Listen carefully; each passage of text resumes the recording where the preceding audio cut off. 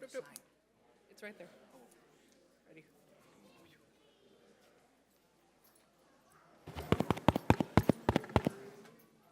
Adjourn this meeting. Adjourn. I'm just. I want to be inside. Ready.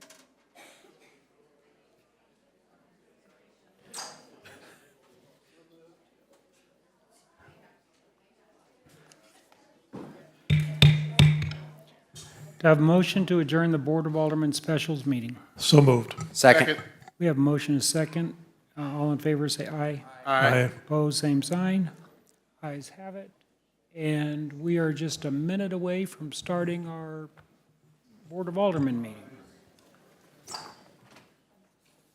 soon as I get my aldermen in here.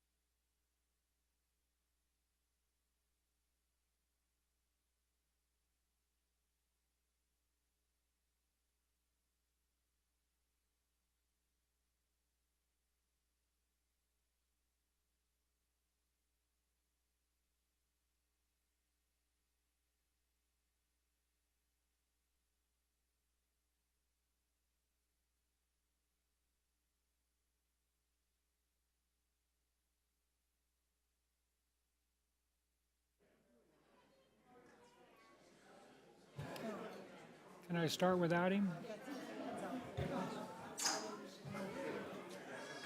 Ralph. Oh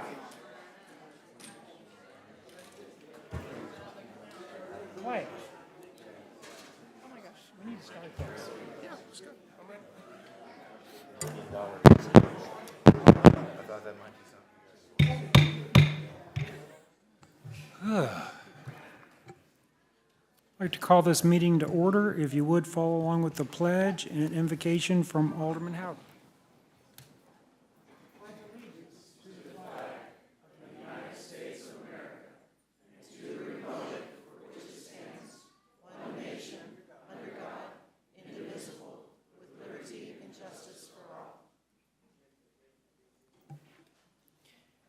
Dear Heavenly Father, we thank you so much for this evening and this beautiful day in the Ozarks as we get towards spring and summer.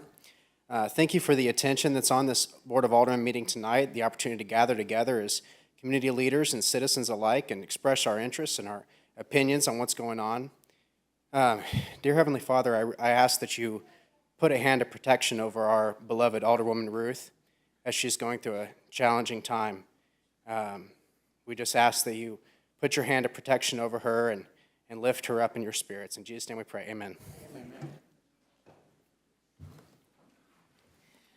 At this time, yes, we will be administering the oath of office for Alderman Denham. Alderman Denham, come on down. Look at the big turnout for Alderman Denham.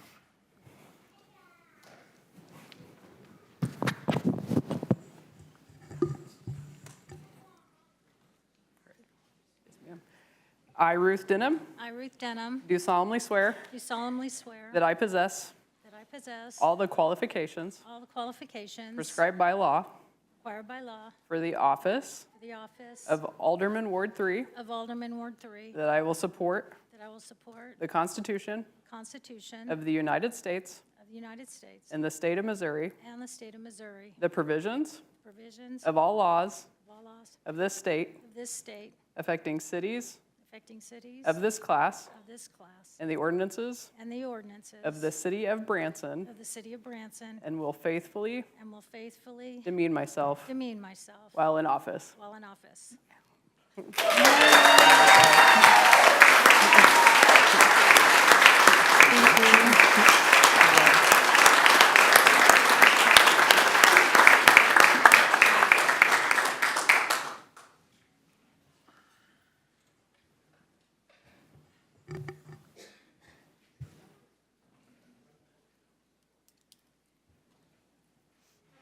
Ruth, would you like to share a few words? Thank you for electing me to represent you, my Ward 3 family and friends, as one of your city leaders. I'm deeply humbled and honored to have your trust and support. I remain eager to serve and work together with you and this board and staff to achieve Branson's shared goals. Please continue to feel free to reach out to me with your comments and concerns, because what matters to you truly matters to me. I love serving you. This election took place while my best friend, my husband Brian, was transitioning to heaven, and my gratitude runs even deeper. There are no words to convey my deep, heartfelt thanks for all the selfless love and kindness I've received from family, Kathy and Alex, directors and staff, fire department, police department, planning commission, my mayor, my fellow aldermen, friends, and amazing residents who have reached out to me and my family at this most difficult and emotional time. I will never forget how your kind words, texts, phone calls, cards, flowers, gifts, and hugs made me feel. I'm truly blessed to have all of you in my life, and I am being carried and held by your prayers. I'm in awe and extremely grateful for each and every one of you. Thank you, Ruth.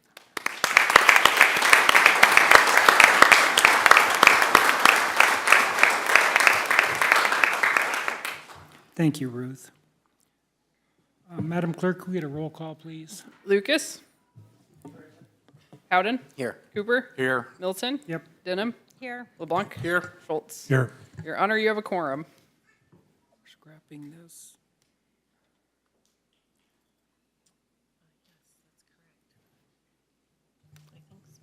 Chief Schmidt, where are you? Are we doing the Employee of the Month? Oh, we are. Well, is Amber here? Where? Oh. So Chief Schmidt will be presenting Amber E. of the Police Department as Special Accommodation Employee of the Month for May 2025.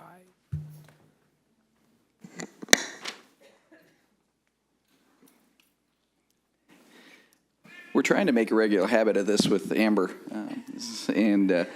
She not only does she have the best bun in law enforcement, but she also is very active and has been knocking it out of the park for us. Yeah. So on February 15th, 2025, Branson Fire Department responded to a medical emergency on Judy Street involving a patient with severe bleeding. Branson officers also responded, and Officer Edie was first on scene and found a very intoxicated gentleman who had severed his radial artery by putting it through glass. And her quick thinking, she was able to apply a tourniquet and stop the bleeding, so that what was reported to us is she more than likely saved his life with that. So it's not always us just putting handcuffs on bad guys and stuff like that. In this case, it was doing life-saving tourniquet and stopping bleeding and rendering first aid. So I am honored to recognize Officer Amber Edie with this Employee of the Month commendation for the special category, and I am so proud of you.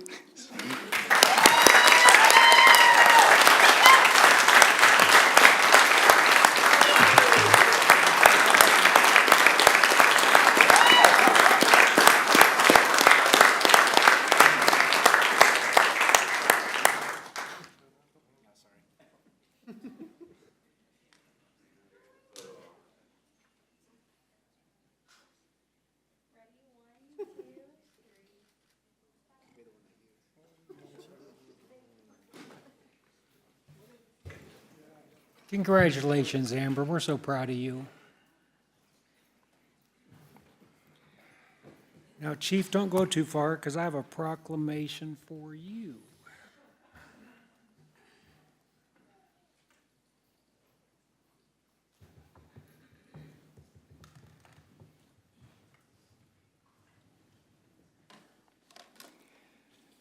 Chief,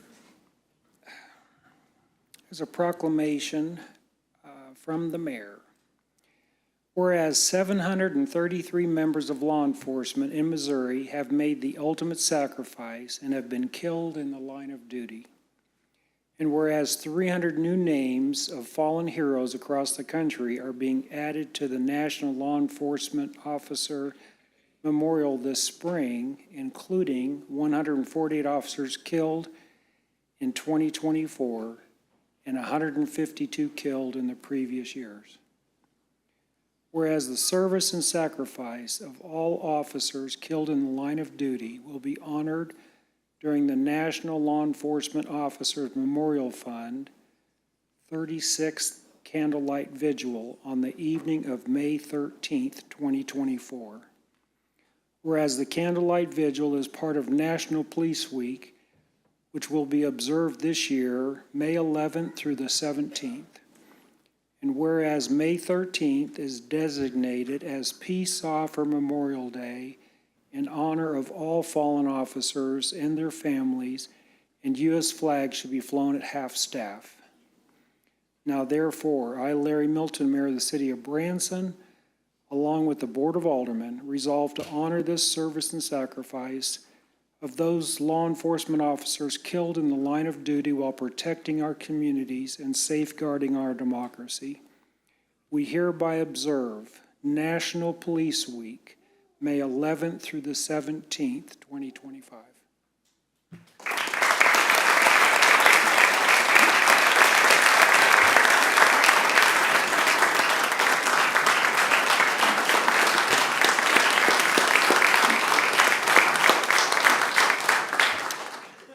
I just want to thank everybody for their support, and just remind everybody that this week is solemn to us. I have a couple of personal friends from the Denver area that are on that wall, so this means a lot to us just to see them remembered and honored for what they do. So thank you.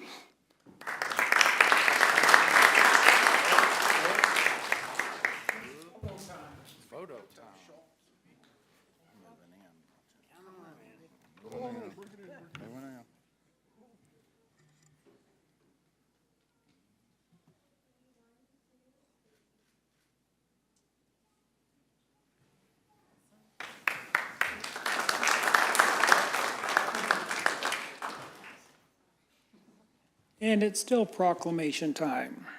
Bobby, would you come join me, please? Oh, Bobby and her group. Holy schmoly. Bobby and the Amigos. Amigoettes.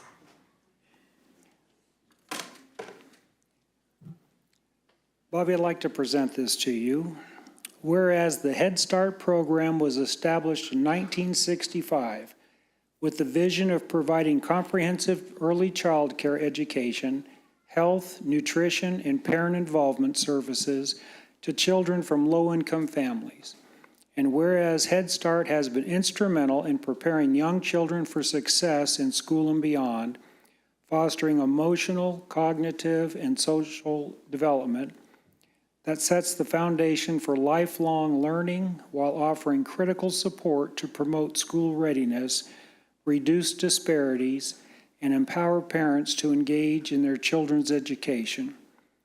And whereas Head Start program have worked to break the cycle of poverty by nurturing resilient children, supporting their families, and strengthening our communities, which in turn has impacted millions of children and families nationwide.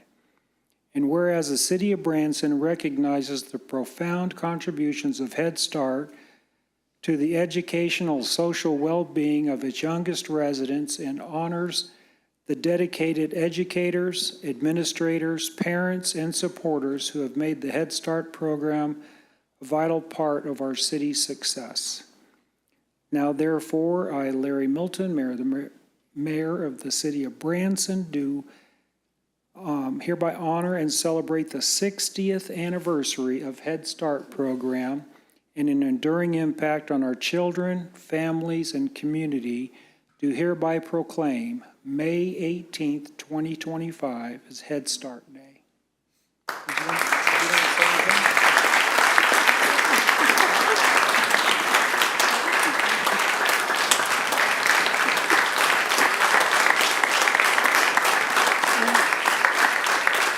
Well, thank you, everyone.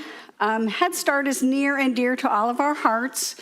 We have Candy, our area supervisor, we have classroom teachers, and one of our nutritional aides, meaning they work in the kitchen, where I'll be tomorrow. And we work with children 0 to 5 to get them ready for school.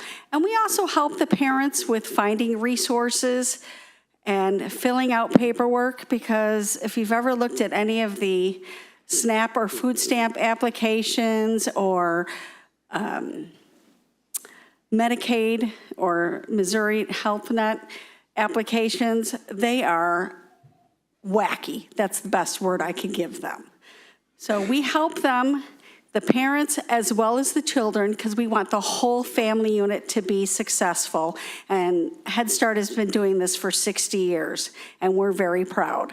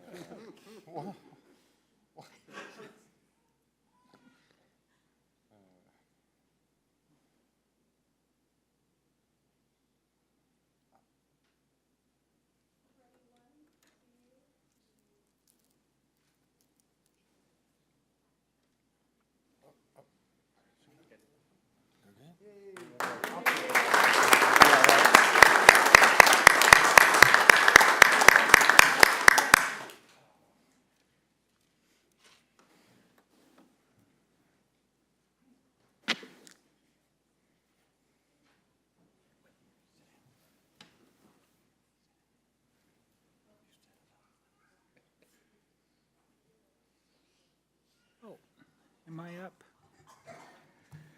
So City Administrator Stepp will provide a special commendation to our firefighters. Thank you so much. Good evening, everybody. Thank you, Mayor and Board. This is indeed a special evening for me.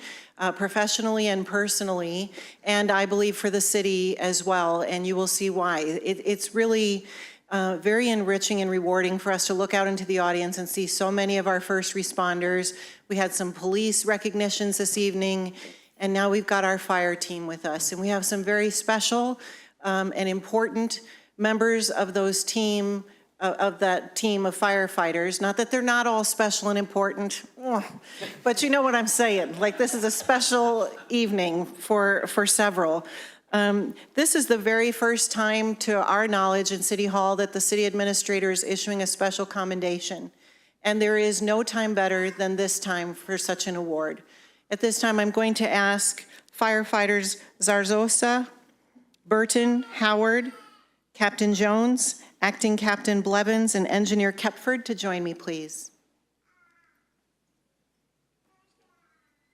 Spread out like, yeah. Come on, fellas. That's fine, you can stand over there. That'll work. Ladies and gentlemen, we experienced an event in the city that required calling upon all of the many, many hours of training that our folks have when they embark on taking on these very important positions of public safety. And by the grace of God, first and foremost, and secondly, by their years of experience and dedication and commitment to the city, and of putting themselves last and our community first, we escaped really what could have been a much worse tragedy. Had these guys not done the quick thinking and again thrown themselves into that line of danger, this could have been a very different outcome this evening that we might have been talking about. So I hope you will join me in acknowledging these firefighters and the different ranks that I listed when I called them up here, and also as a reminder to acknowledge all of our fire team, because I learned so much through this process, which is everything is about how do we manage things as a team together, and to have that cohesion as a unit is so critical when it comes to public safety. And boy, was it ever brought home to me in this particular incident. I also want to give special thanks to Captain Jones for our regular interactions, that he graces me with his time.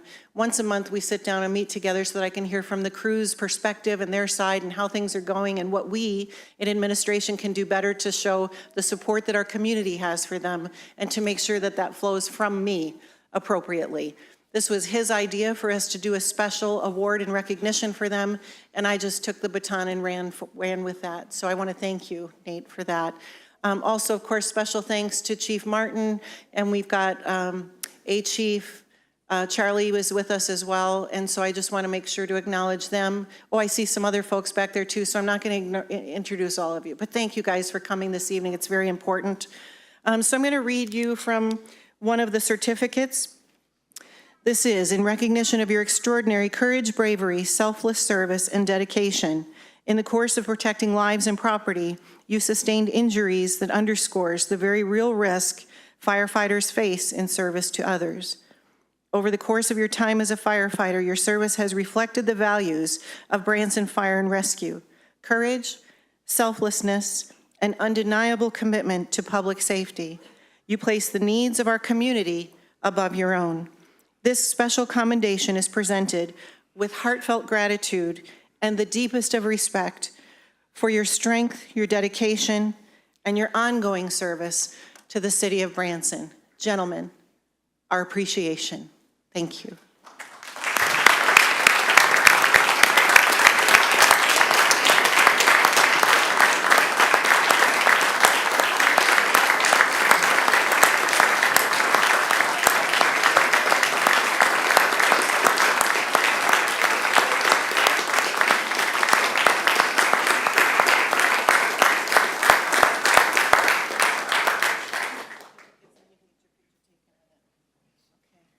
Blevins, Kepford, I don't have my glasses, Burton, Zarzosa, that's an easy one because it's the only Z name here. Howard, thank you. Thank you. Jones, thank you.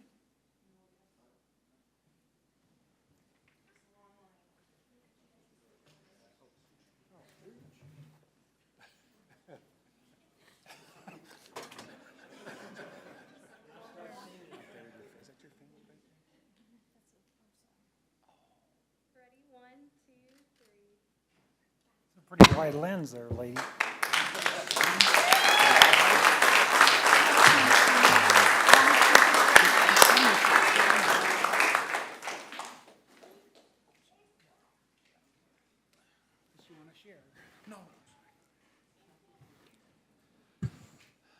Congratulations, firefighters, police officers. We will now hear remarks from our Branson School Superintendent, Nate Moore.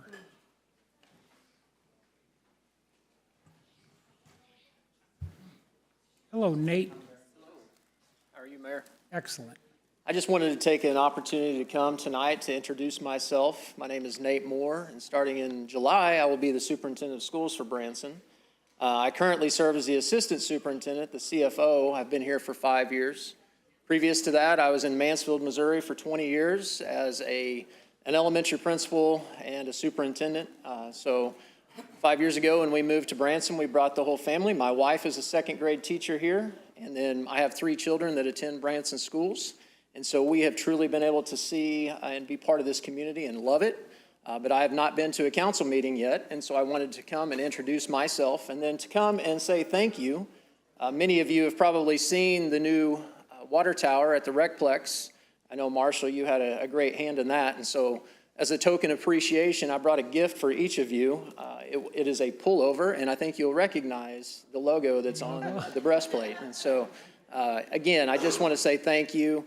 I want to recognize our board member here, Dr. Alex Williams. He serves with us, and so appreciate him. So, Alex, I'm going to solicit your help and help me pass some of these out, if you would.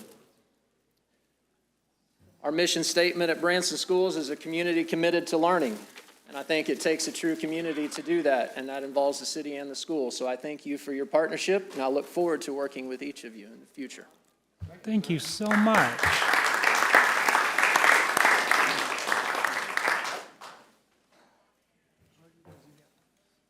Hey, Mr. Mayor, while he's doing that, I just want to say, you know, our football team had an incredible season last year and went undefeated. And I just have to say, I think the collaboration between the school and the city was great, and I think this also should go to that undefeated season. So that's all I have to say.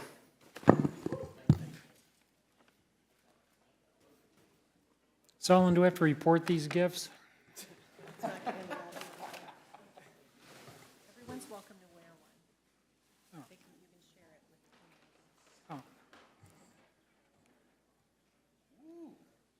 with the community. No, let me see. Ooh. Fancy. Very nice. Thank you very much. Thank you.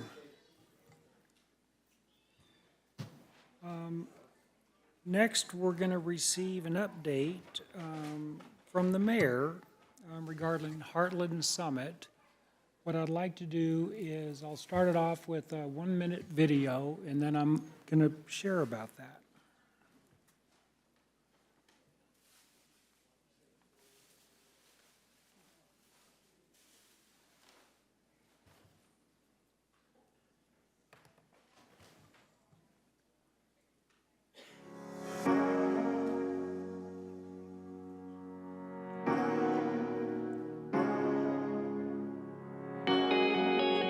My name is Larry Milton, and I'm the proud mayor of Branson, Missouri. Branson is a small town feeling with large city amenities. We have over 100 shows and attractions. We have 3 beautiful lakes. The secret sauce to Branson starts with our belief system here. Our community lives by the pillars of faith, family, flag, and fun. We have fishing, we have hiking, live shows, so many things to do in Branson. But what really causes people to love it here is the feeling of welcoming, genuine hospitality. It's that Midwest feeling, and it's genuine from the heart. Branson really is a great place to invest and to start a business. Our local businesses and stakeholders are not just part of the economy, they are the heart, soul, and fabric of our community. They create jobs, bring character to our city, and help shape Branson into the best place to visit, live, work, and raise a family. Our economy here is at $2.87 billion. In the last 5 years, we've had $400 million of new development.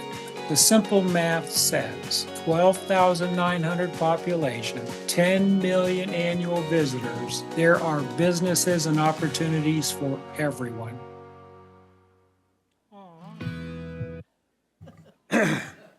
So, last week, the city of Branson was highlighted at a summit called Heartland Summit. Heartland Forward was a foundation that was created 6 years ago from the Walton family down in Bentonville. So at this summit, there were 350 thinkers and doers. And the attendees at this were policymakers, investors, entrepreneurs, businesses, philanthropy, and thought leaders. At this meeting, there was, I was very fortunate to be in a meeting with a lot of mayors from the 20 states in the Midwest. Branson received recognition for several things. A lot of it was our economy, our financial strength, what we do for our community.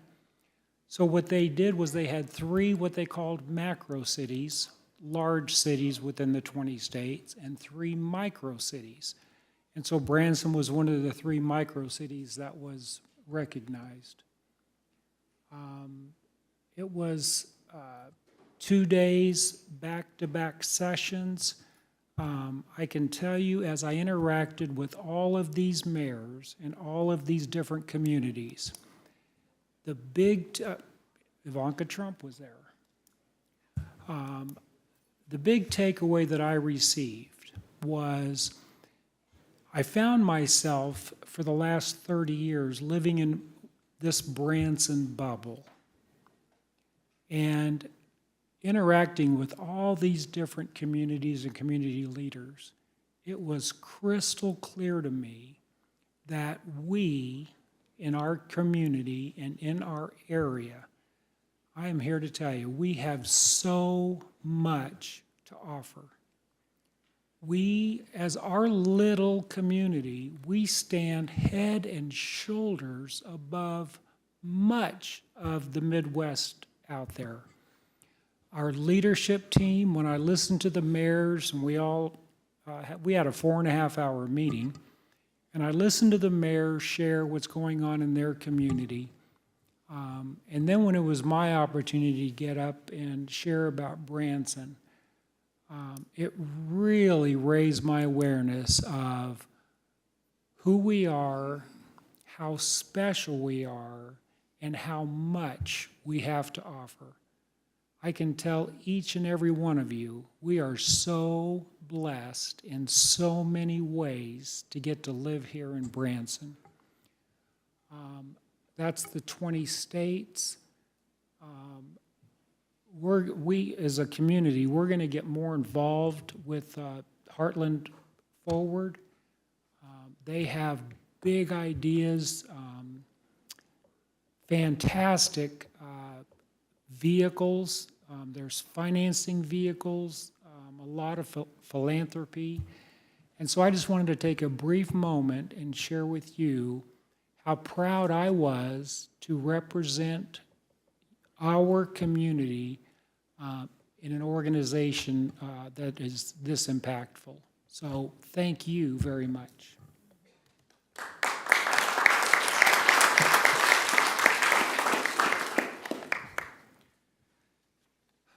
So, we're at the public comments section. Madam Clerk, how many speakers do we have? We have 8 speakers. Okay, so Please note, there will be a 5-minute limit on all items listed on the agenda. This is the public comment section of the Board of Aldermen meeting. At this time, the board will hear the citizens who have signed up in the order they are listed. Please note the clerk will let speakers know when they have 30 seconds left and notifications sound when their time is up. We ask that speakers wrap up their comments upon hearing the 30-second warning.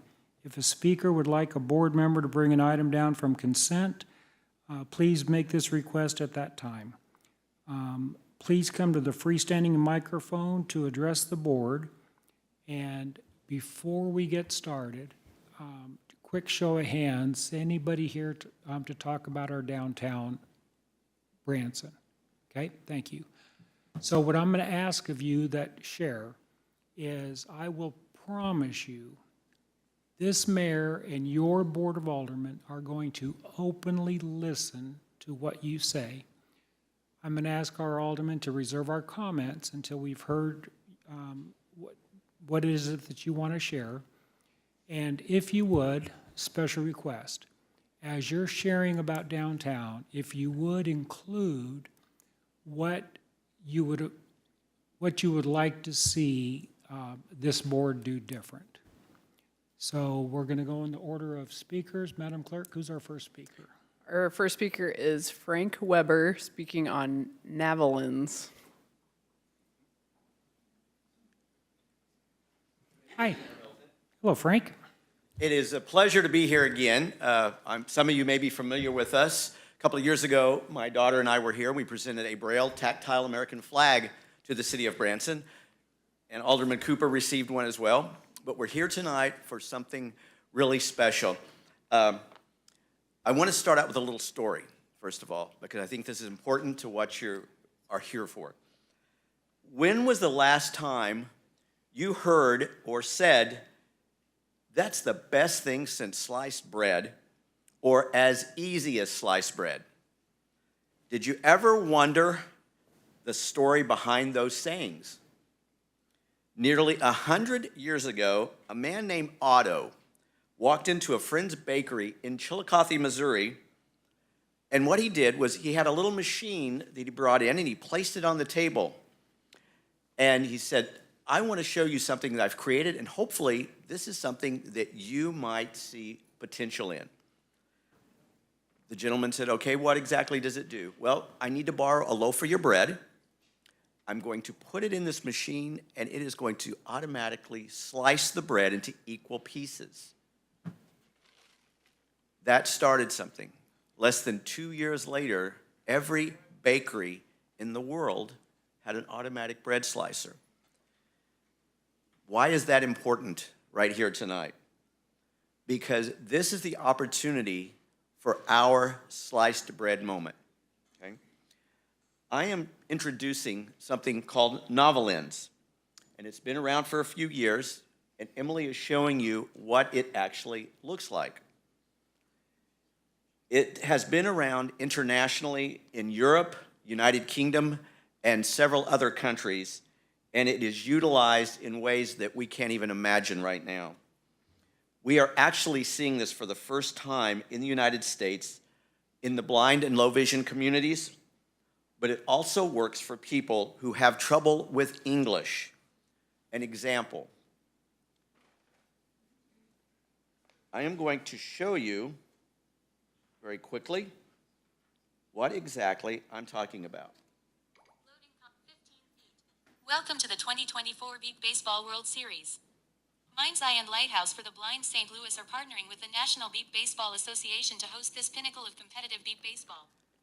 That is an informational sign that in many cases, people who don't understand English, cannot read English, would not understand what that says. This story that I just told you is so important because we feel like Branson can be that next component and be that next sliced bread moment.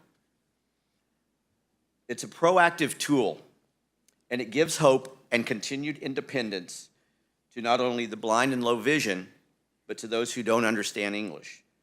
But even more, it's important because my brothers and sister veterans who come down here are part of the fastest growing population losing their sight in the world, in the United States, and in Missouri. macular degeneration, cataracts, glaucoma, diabetic retinopathy, and a myriad of other health concerns are stealing their golden years. Baby boomers age 60 and above, and not to be left out, as my daughter will tell me, people age 50 and over are 40, excuse me, are experiencing vision difficulty and loss in increasing numbers as well. So why should you be hearing what we're saying? Over 40% of the people who come to enjoy Branson are adults, no kids. Over 50% of those who visit are over the age of 34. And what is even more important to me is that Branson is known as one of the most veteran-friendly, patriotic cities in America. The average age, however, of all veterans in the United States is 58 years old, and the veteran population is aging, with more veterans falling into the 65-plus age group. The CDC, National Institutes of Health, American Optometry Association, and agencies in the state of Missouri have provided these numbers, and you have a chart in your packet that shows that in the next 3 to 5 years, if the current numbers double, in the next 5 to 10 years, they could quadruple. In Missouri, those numbers are 151,000 blind and low vision right now. Imagine 300,000 in 3 years and over 1 million in 5 to 10 years. That thrill of pleasure that people get from coming to Branson is special. But for my veteran brothers and sisters, for seniors, it's getting to the point where getting out and going someplace is a real bother. So we are here to show you Novolence. We are here to let you know that we want to work with the city of Branson. We have already done this through Bob Smithers. We have done this at the Veterans Village, and we will continue to work with Bob, but we want to continue to work with Branson as well to see that Novolence is placed throughout the community to give a reason and hope for our seniors and our veterans to continue to keep coming to Branson. So thank you very much for your time. Thank you, Frank. Our next Madam Clerk, we need to get that 30-second. Yep, apologies. Our next speaker is Mike Evans, speaking on SID.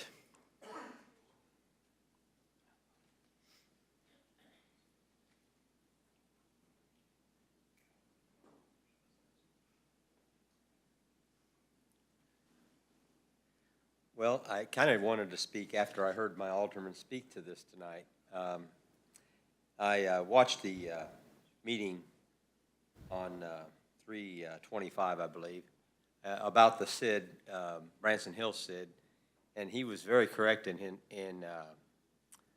bringing to your attention the failures of the SID, and one of it is the notification. There is zero notification. If you show up, that's by the grace of God. We've asked for notification countless times. The part I found difficult in the topic itself is I was hoping that the board had a stronger grasp of the SID. I know your predecessors, and I say predecessors because this particular SID in the Branson Hills area has been around for quite some time. It's scheduled to end in 2027.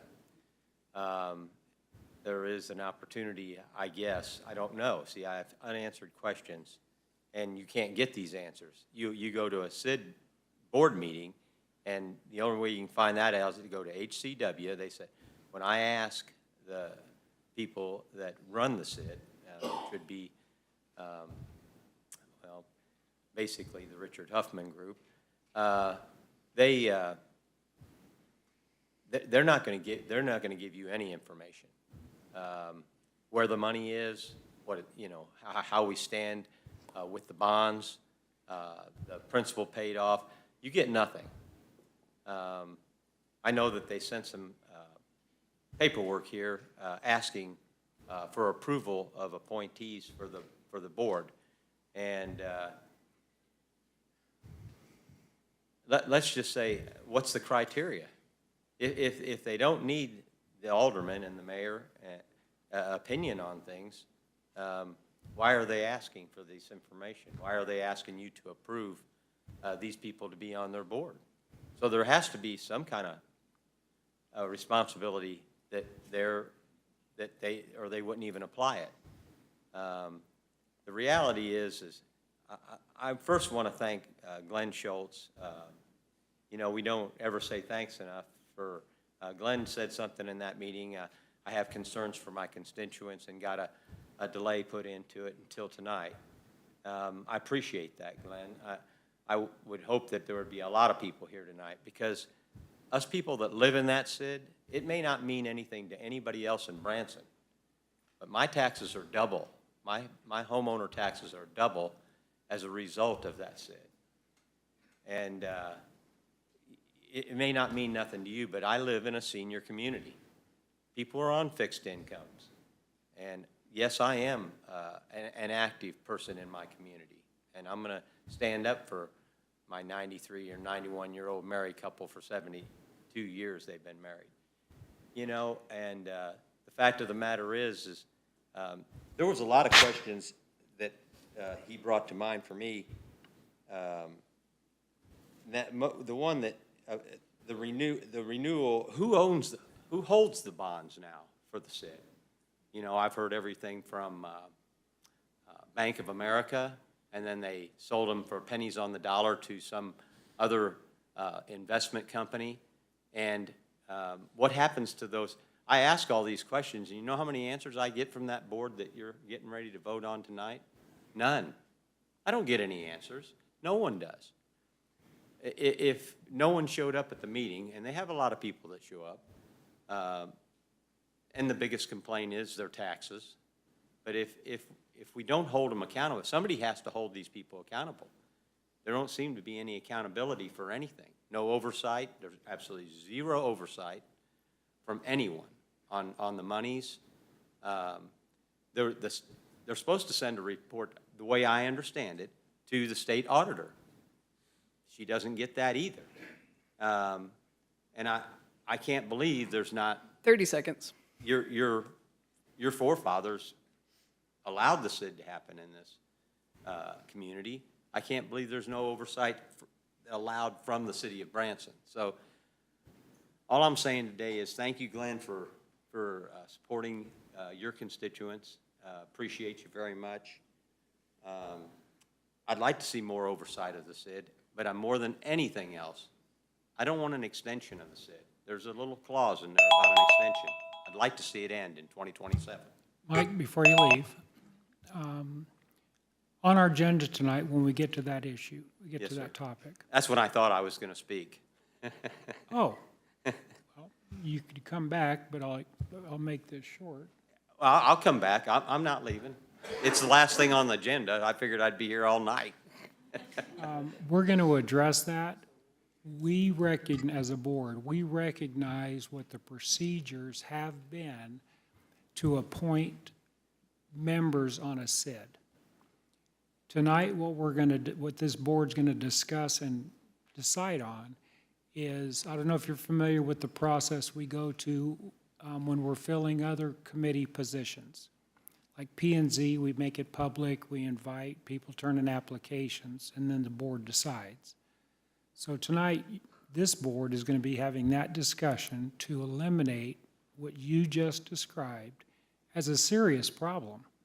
And so we're going to be, hopefully we'll be taking action on that tonight. Well, appreciate it. And I mean that. I told you, I've said it to you all before. Sometimes you feel like you're in a thankless position, and it's not my goal. Sometimes you're going to be argumentative, but it's because of something that you truly believe in. But other times, I like to think that there's a solution to every problem. We heard, And we heard and we're I'd like to taking see a action. solution. You bet. Thank Hope you. you hear one tonight. Thank you, Mike. Madam Clerk. Our next speaker is Debbie Redford, speaking on the Butterfly Palace project. Debbie, did you want to address it when we talk about that project? That would be better because I've got questions. Yeah, let's do that. Okay. Can I give this to Hillary? For Hillary, yes, please. Thank you.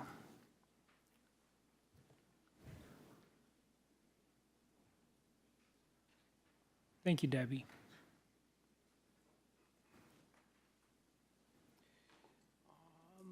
Our next speaker is Naomi Mink, speaking on road construction.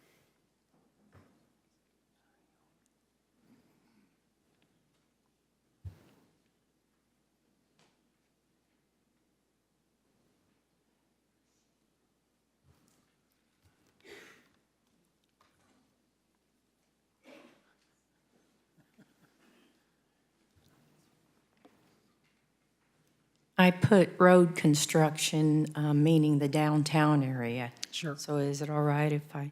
You bet. Okay, I want to thank you all for giving me the opportunity to be finally heard, because I felt like I haven't been heard.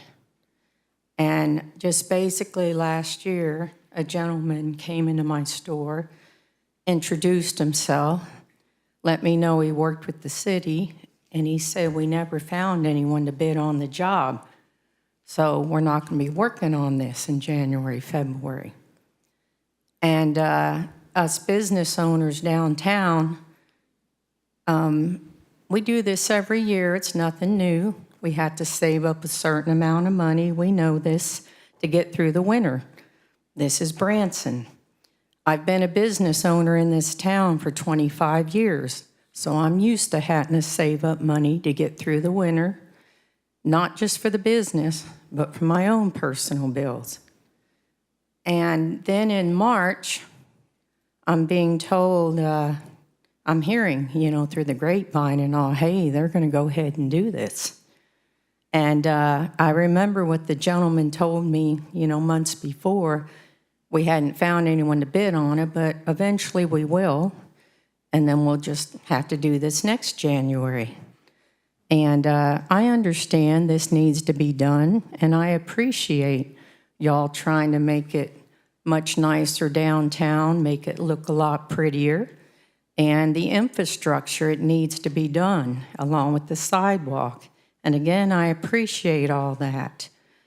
The reason I came tonight is I just feel very unappreciated.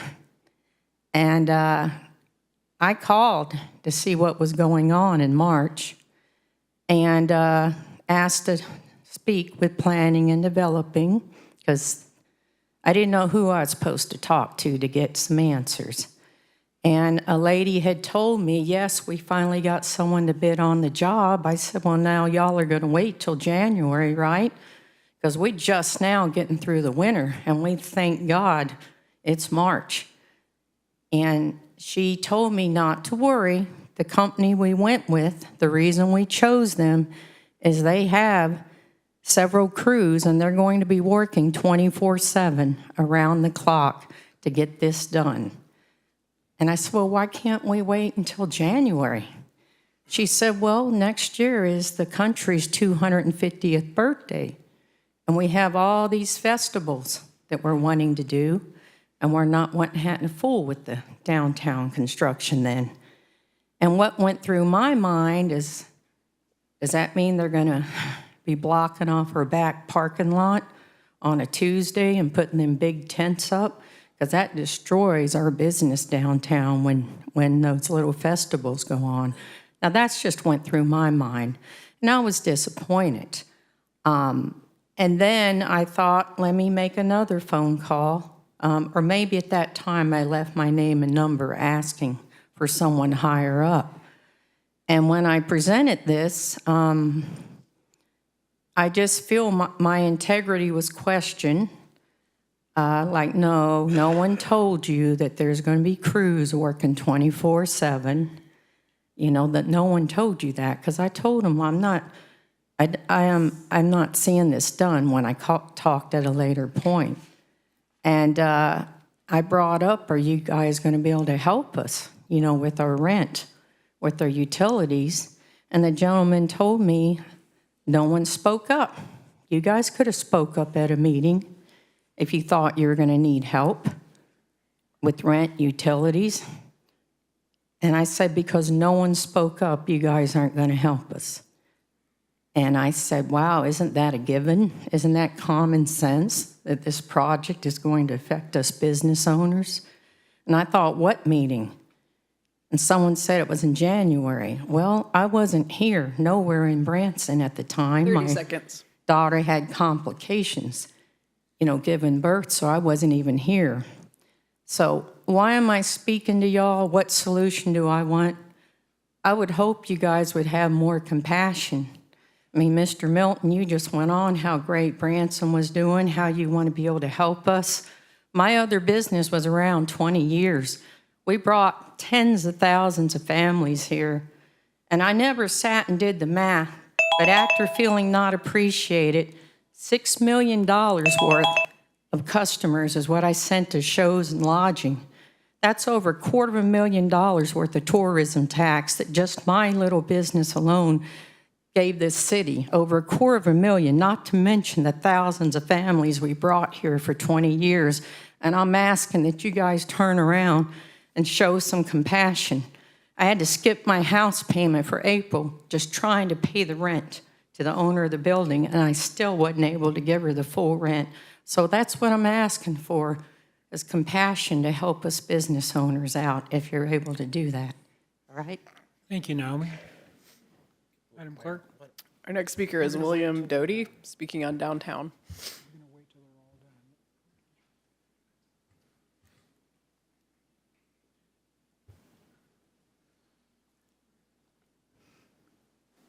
All right, guys, so I'm new downtown. It's nice I'm to sorry, speak with all of you. I'm sorry, I didn't catch your name. My name is William Dowdy. William, thank you.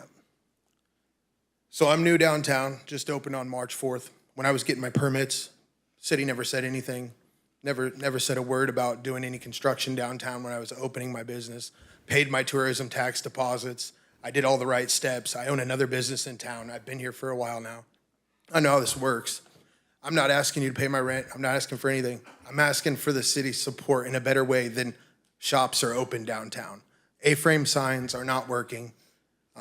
We're still seeing 40 to 70% decrease in sales, and these are real numbers from real shop owners. It's concerning.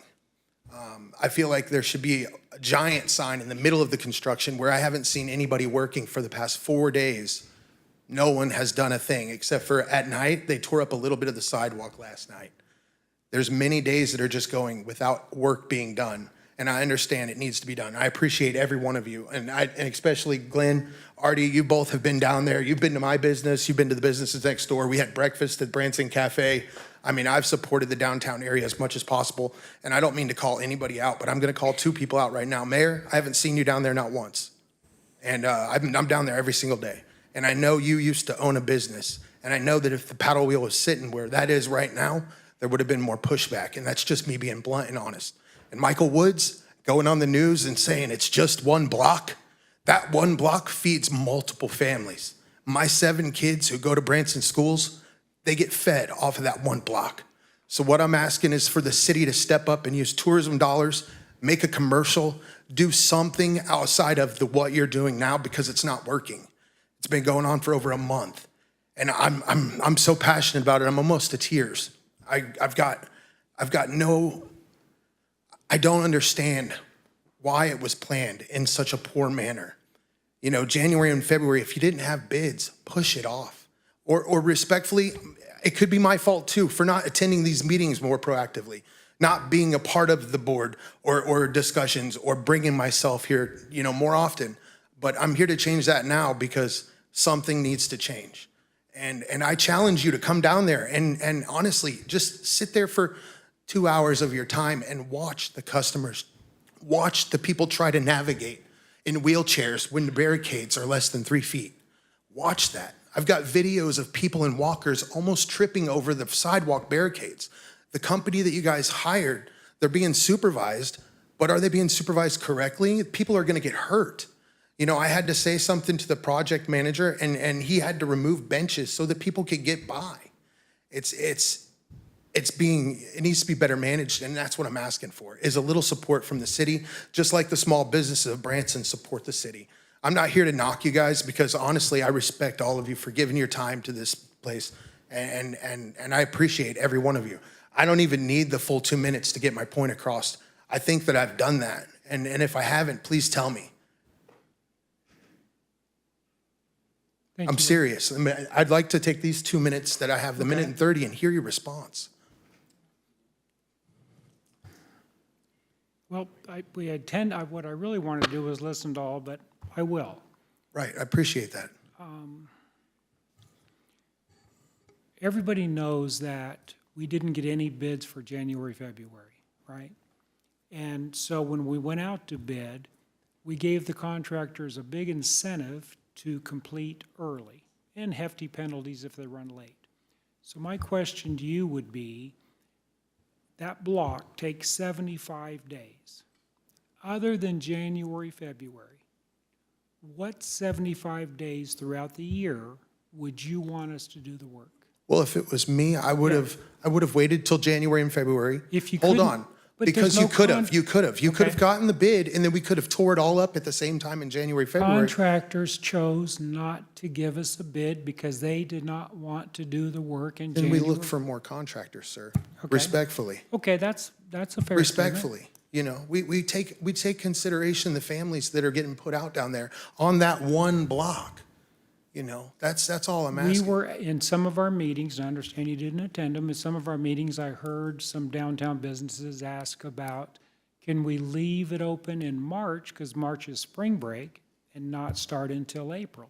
So we were very sensitive to that, knowing March is much better than April, right? But if it takes 75 days, and it cannot be January, February, I can't think of a better 75 days, unless you're I feeling. can agree with that, sir, and I can also state, and I know I'm out of time, I can state that we're about to be in a catastrophe mode with people at 40 and 70% down. So I'm just figuring out if there's something you guys can put all your heads together and figure out how you can better support downtown and make the tourists feel more welcome. You know, I saw the video that you did for the Heartland. That's amazing. Why didn't it feature any of your downtown? Why did it only feature the landing as a shopping area? There's 7 shots of lakes in there. You could have, I just want some compassion, like Naomi said, for the downtown area, sir. Thank you. Madam Clerk, Our next speaker is Stasia Brennan, speaking on downtown. did you say Osseo? Stasia? Osseo.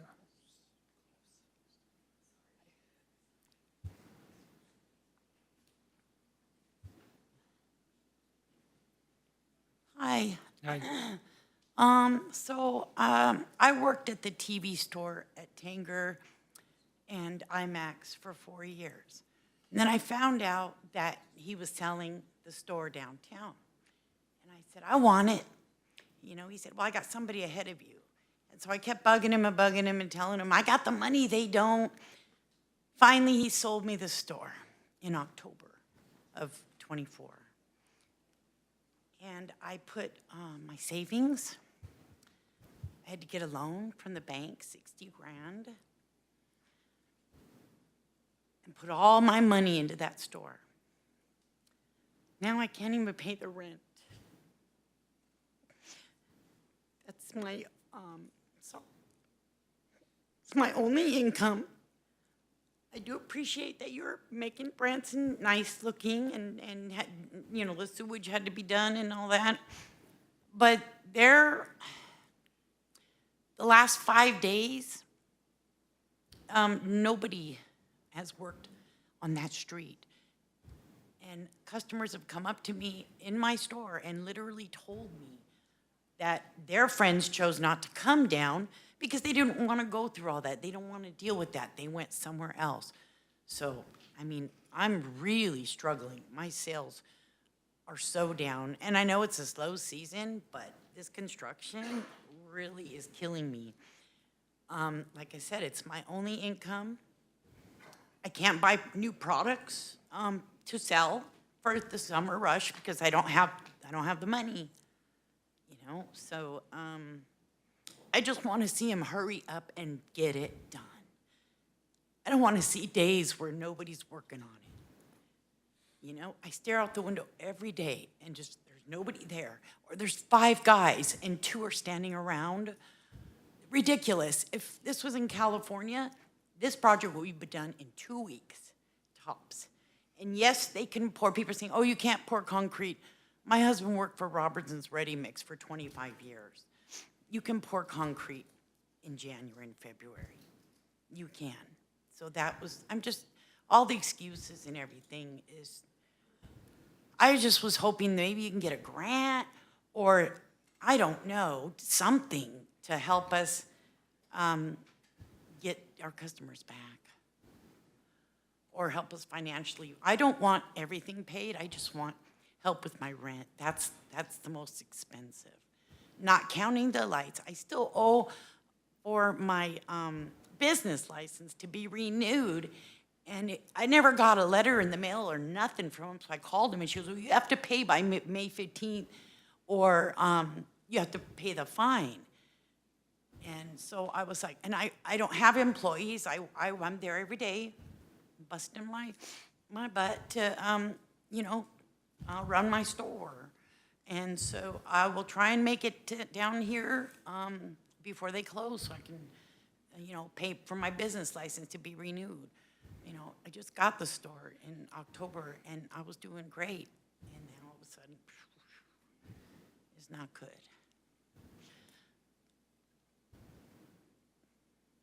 Thank you for your time. Thank you. Madam Clerk? Our next speaker is Gary Groman, speaking on It Depends.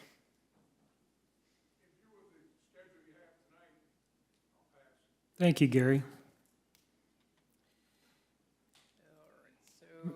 Madam Clerk? Our final speaker is Miriam.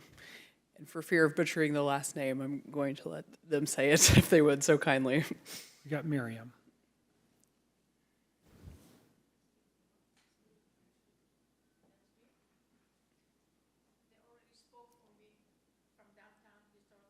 Okay.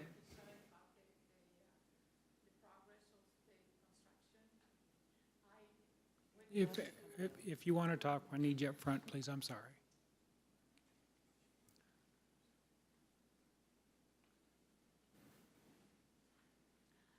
My concern of the construction is that I don't see speed worker. For example, Friday, Saturday, they did not show up, the workers there. No one worked on that project, and as well as a week before that. So the concern is we're going down, and no one there for us. Are you telling me the time's more? No, I'm just joking. There you go. So that's why I just came today to listen to you guys, what your opinion about the construction there and which direction going and when going to be ended. We're losing lots of businesses. I hear all the stores there, people, that they're concerned they don't know what they're going to do, as well as my store. Miriam, if I was in your shoes, sitting in your store, watching for several days without anybody out there working, I'd be livid. I couldn't hear you very I would be angry. Thank you so much. Kathy, would you like? No. And I'll tell you, I've been a business owner my whole life. And if I was in Miriam's shoes or your shoes, especially seeing no progress being done. There was a misconception at the beginning of when Kathy went through this contract. Most construction contracts say you can't begin work before this hour of the day, and you must stop work at this hour of the day. So Kathy removed that from the contract, which allowed them to work 24 hours a day. There was some misconception that when they first started, they were supposed to be working 24 hours a day. Apparently, there were some didn't get the opportunity to attend our meetings. I believe out of all the projects that we've done in Branson, Missouri since I've been here for 30 plus years, we have communicated with our business owners more on this project than any project I've been involved in.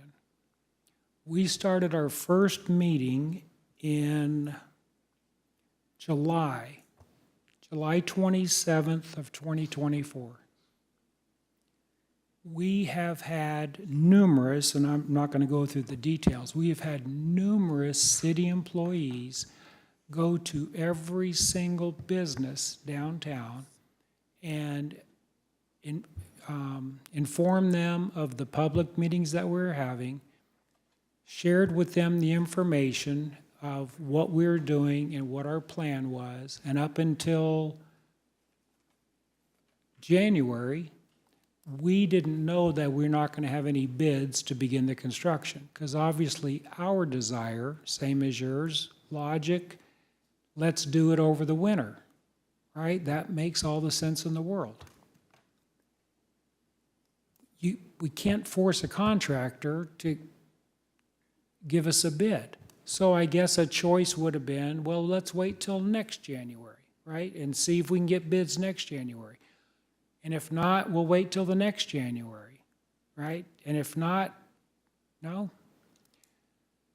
This project, Phase 4, if I'm not mistaken, has taken us 8 years to get off the ground since we completed Phase 3. In my opinion, 8 years is enough time. It's a long time. So I believe that all the meetings, all the consternation, public meetings, our discussions, I'm not in your shoes. I've owned businesses, so I've dealt with other crises, but I haven't dealt with this one. I believe that we did everything possible to try to accommodate our downtown businesses, short of not doing it. And I don't know if there's anybody in this room that thinks we didn't need to have it done. I think everybody agrees it needed to be done, right? Sewer, ADA, it was the primary focus. I mean, the rest is the glitz and glamour, but it was the sewer and the ADA issues. So I don't know how many years we could put it off. We tried our darndest to do it in the winter. Other than putting it off and putting it off, I don't know of another solution. The fact that Kathy negotiated these contracts and somebody said if this was in California, they'd get it done in 2 weeks. I lived in California for several years, and I don't know that that's necessarily true. But 75 days from beginning to end is 75 days that affects your business. William, I will not let you sit there and be frustrated, so I'm going to break the rules and ask you to come back up, because that's not allowed. Mr. Mayor, Artie? can Everybody, yes. can I speak now? Or do you want to? Let's wait for him, and then I'll let you go, Artie. Now, Mr. Mayor, I appreciate this a whole bunch. I'm going to say that you say it's 75 days, but from my understanding, the next phase is through October.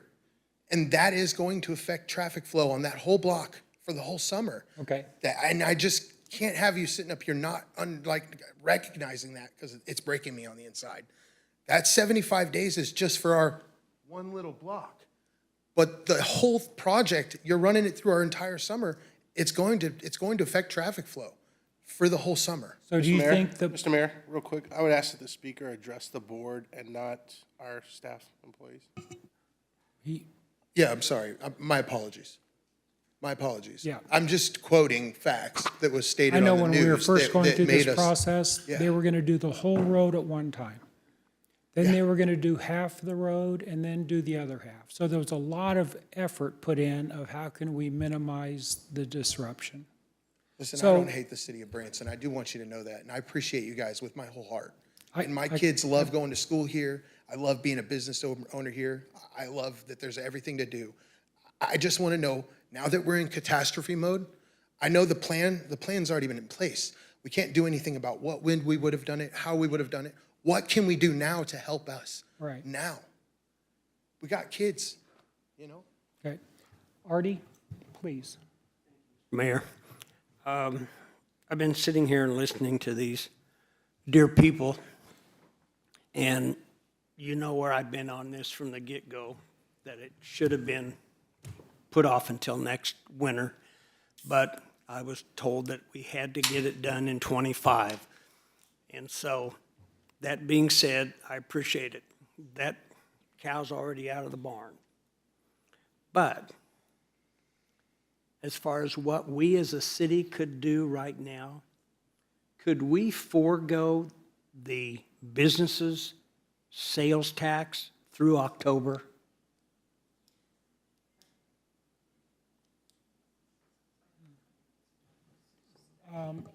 Yeah, we'll have to bring that up for discussion, but thank you.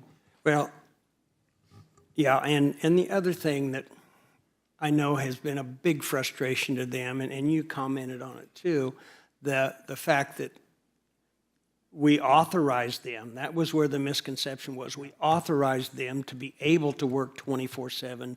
We did not require it. That's right. And the thing that in some of our previous ordinances that we've worked on in the past, completely irrelevant to this, we talked about continual and progressive work on properties.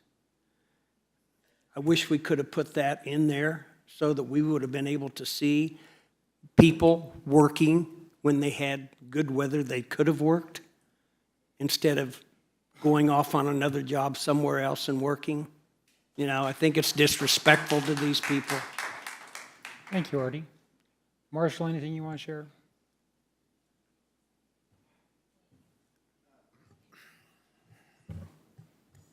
I don't know what the legality is, but it would be nice if there was some remediation. During COVID, there was PPP loans on the national level. I don't know what it is, but conceivably, we are doing this work to improve downtown, to improve those businesses.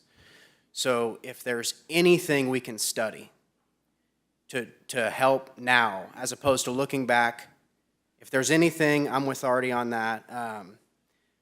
You know, I think the only thing I'd like to say is that my understanding, and please correct me if I'm wrong, is that part of the reason we didn't get a bid in January and February is because Kathy and the staff were trying to make sure they kept their deadlines and trying to make sure that we got it on time. And perhaps that was too onerous, and maybe that's why we didn't get bids. So, you know, the idea of requiring them working 24 hours a day, I understand the balance, you know, of why that could have gotten out of whack there, because we were trying to sort of mitigate the requirements, because perhaps that's why we didn't get a bid in the first place. So as opposed to looking backwards, I'm trying to look forward. I don't know what the answer is. I don't know what the legality on that stuff is, but I would be interested in exploring it. Okay. Any other alder? Oh, do you have something? I agree. I ditto that, to explore how to do that. And I mean, I'm not pointing fingers at anybody, but I get it. If the Clay Cooper Theater was in that marked off block, I'd be ticked off. Yep. Big time. I just would. I mean, I don't know. I mean, I'm just being honest. I get him. I get her. I get her. I get all that. And like Artie said, you know, the horses left the barn. Nothing we can do about that now, other than how do we help them, and how do we put our thumb on the contractor to make sure that there's no days missed. I'm doing addition to my theater right now, and I'm going through the same thing. 3 sunny days go by, nobody shows up, and it starts raining for 2 days. Well, we have other jobs. Well, that's not my problem. I hired you to do my job. I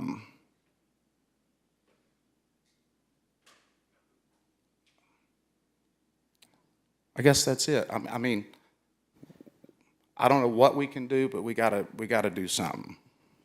That's it. Okay. Any other, Glenn? Yeah, thank you, Mr. Chairman. I think given the marketing talent that we have in this city and people with experience with these kind of issues, I think we'd be well served to try to organize a meeting, maybe here at City Hall or somewhere nearby for the convenience of the downtown folks, to start getting some of the creative folks flowing as to what we might be able to do to help support our businesses, whether it's media, ads, signage, whatever that might be, messages on social media, all the soft things that could be possibly very beneficial at a time like this to help direct traffic to downtown. I think that we'd be well served to do that, and I think as a city we should facilitate that meeting. Time is of the essence, so I'd say if we can get a meeting organized by the end of this week, Monday at the latest.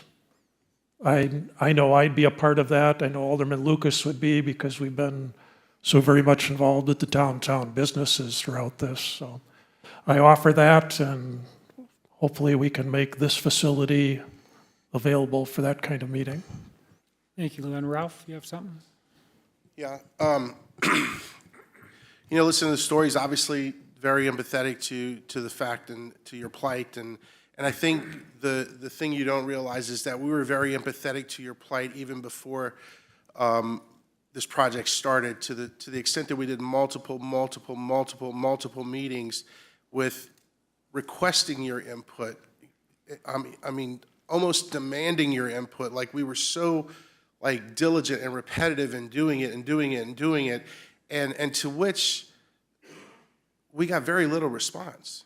But we continued. We did the diligence that we needed to ensure that we were going to protect your businesses as best that we could prior to the construction.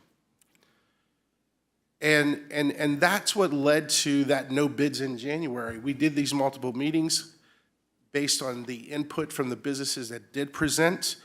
We presented a bid package, and we got no bids because of the restrictions, because of just how tight it was. And you know, those contractors couldn't meet those deadlines and couldn't meet those, and we got 0 bids.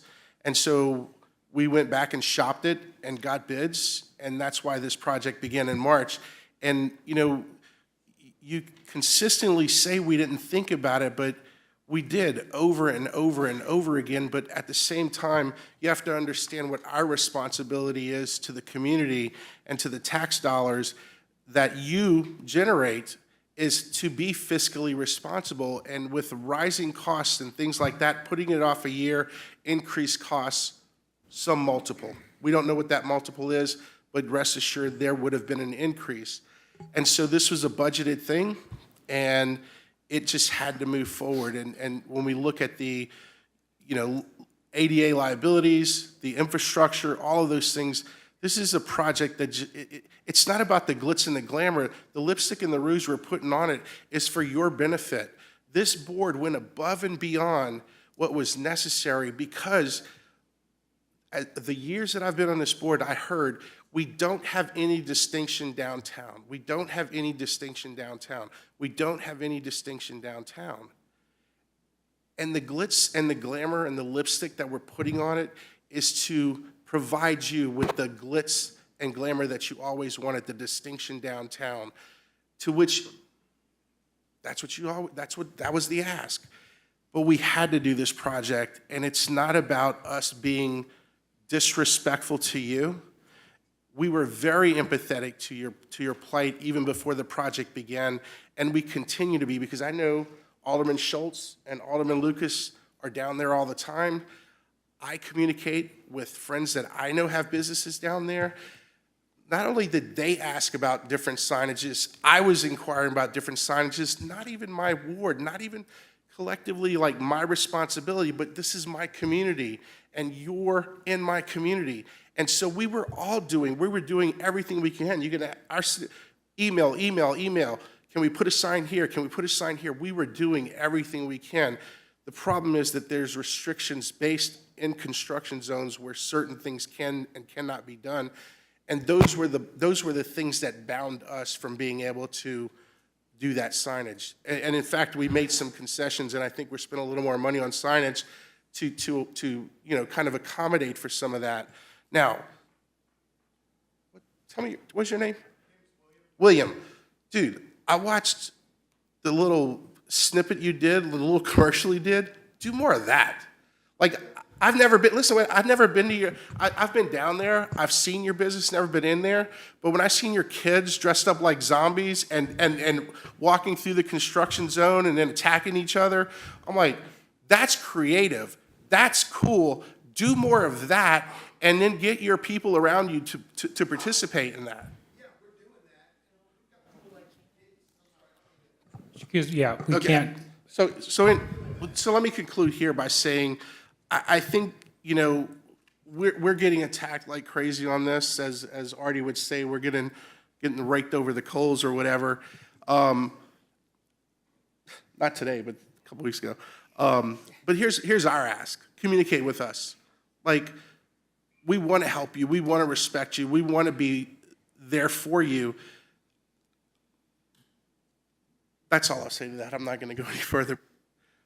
Understand, we've really done a lot more than you guys have seen, a lot more than you can perceive, and our staff has worked way overtime to help accommodate for that. And as unfortunate as it is that this is happening, we're going to continue to make whatever adjustments we can and investigate what we can. I know we are. thank you for showing up. I know these are just words. I want you to know there's a lot of feelings and a lot of thought that is going into these city decisions. Chop, chop. We can't take questions like that. It's an open meeting. We have people listening online and they can't hear, so it's not fair. Thank you, William. Thank you. Okay, so next is the consent agenda. Are there any items that any member or staff or board member would like to have moved down from the consent agenda to ask additional questions or comments? I'd like to Kathy? move down items on. number 3 and Clay? 6. Glenn, hold on. Kathy? Sorry. Yeah, Mayor, we're looking to move down Bill number 6542. We've got some corrections that we need to make. It had its first read, obviously, last meeting. And besides some that were identified by one of our aldermen, we've also got some staff corrections. So we're asking that we could please pull that down. Okay. Any other items to bring down? Number 3. Number 3. And Mr. Mayor, I'd ask, I know we've got a whole group of people here to deal with the Butterfly Palace topic, so maybe we could place these 2 items after agenda item number 10. I would love that. So let's move, After item number 10. number 3 and 6, we'll move down to the end of the agenda. Is that right? Or just after the Butterfly Palace items, after item 10? Is that Or at, They're here for just Butterfly? yes, Yes, correct. let's do that. Okay. So, Your Honor, the items on the consent agenda as amended are as follows. Approval of the Board of Aldermen minutes for the April 22nd, 2025 special meeting and April 22nd, 2025 regular meeting. Acknowledge receipt of our advisory Park Board minutes for the March 18th, 2025 regular meeting. Acknowledge receipt of monthly contract report for April 14th, 2025 to May 4th, 2025. And final reading of bill number 6541, an ordinance approving an easement agreement with the Andrew Properties LLC for the West 76 Country Boulevard Streetscape Improvement Project and authorizing the mayor to execute the contract. Your Honor, that concludes the reading of the consent A agenda. motion approving all items on the consent agenda. So moved. Second. Motion is second. Roll call vote, please. Lucas? Howden? Cooper? Yes. Denham? Yes. LeBlanc? Schultz? Yes. The result of the vote is 5-0, motion carries. Your Honor, the next item is the first reading of bill number 6544, an ordinance approving the development agreement for the expansion of the Butterfly Palace between the city and RBD Marketing LLC and authorizing the mayor to execute the documents related thereto. So you've heard the first reading of Bill 6544. Do I have a motion approving this bill? So move. Second. We have a motion and a second. We get a staff report from our city consultants of this project, Lindsay from Lauber and Tom from Baker Tilly. Hello, Lindsay. Hello, good evening, Mayor and Board of Aldermen. I'm Lindsay Kolish, and I'm with Lauber Municipal Law. Myself and Joe Lauber also here tonight represent the city as Special Economic Development Council. And as we've mentioned, we're here tonight to discuss a proposed incentives package for the expansion of the Butterfly Palace. So before I really begin in detail, I just want to kind of give you a brief summary of what we'll do tonight. You have 4 ordinances in front of you, and those will all be in relation to the Butterfly Palace. We'll take each one in sections. This first one, I'll discuss the development agreement and just the basic incentives package. So we'll do an overview and then kind of go into each one in detail as we hear the next ordinance. And you'll also hear from Tom Calico with Baker Tilly, who does the financial analysis on these incentives. So to start with, the development agreement is the overall agreement that governs the entire incentives package. And what that incentives package would be is for the expansion of the Butterfly Palace. I think we're all generally familiar with the Butterfly Palace, a popular tourist attraction here in the city. They house over 1,000 live exotic butterflies, along with some other reptiles and other exotic animals, and provide a lot of different educational experiences for tourists here in the area. The applicant is also here tonight, RBD Marketing, and they are available for questions if we have any. So the plan to expand the Butterfly Palace, you can see here the list of improvements are expansion of the existing aviary, which would include a full roof replacement and storm shutters, the development of a new 3rd level that will add more exhibitions and other exhibits for people to see. The 3rd is the development of an event center that would allow events to occur at the Butterfly Palace, and then also the development and ongoing maintenance of new parking facilities, and then generally the development of new interactive exhibits at the Butterfly Palace and other improvements that are related to these items. If these incentives are implemented as they're proposed, we estimate the completion of all of the improvements in just over 2 years of June 30th, 2027. So the incentives packaged together, it covers 3 different types of incentives. This project, we estimate that there are $11,469,059 is the total cost of all of these improvements. The incentives that are being requested are a community improvement district, a sales tax revenue reimbursement agreement, and then a Chapter 100, which allows 2 different sort of incentives as part of that Chapter 100. So you can see here on this slide, the public participation for those 3 incentives combined would be $2 million, $111,000, and $338. So that would be the total public participation of the city in this project. That equates to 18.41%. I know we've done economic development policy presentations here. We do not have a set incentive, sometimes they're 20%, sometimes 25% of what that public participation would be. We don't have that number here, but 18.41% is what this project has requested. So these are just a few pictures of what they propose to expand. You can see there the current facility and the additional ones.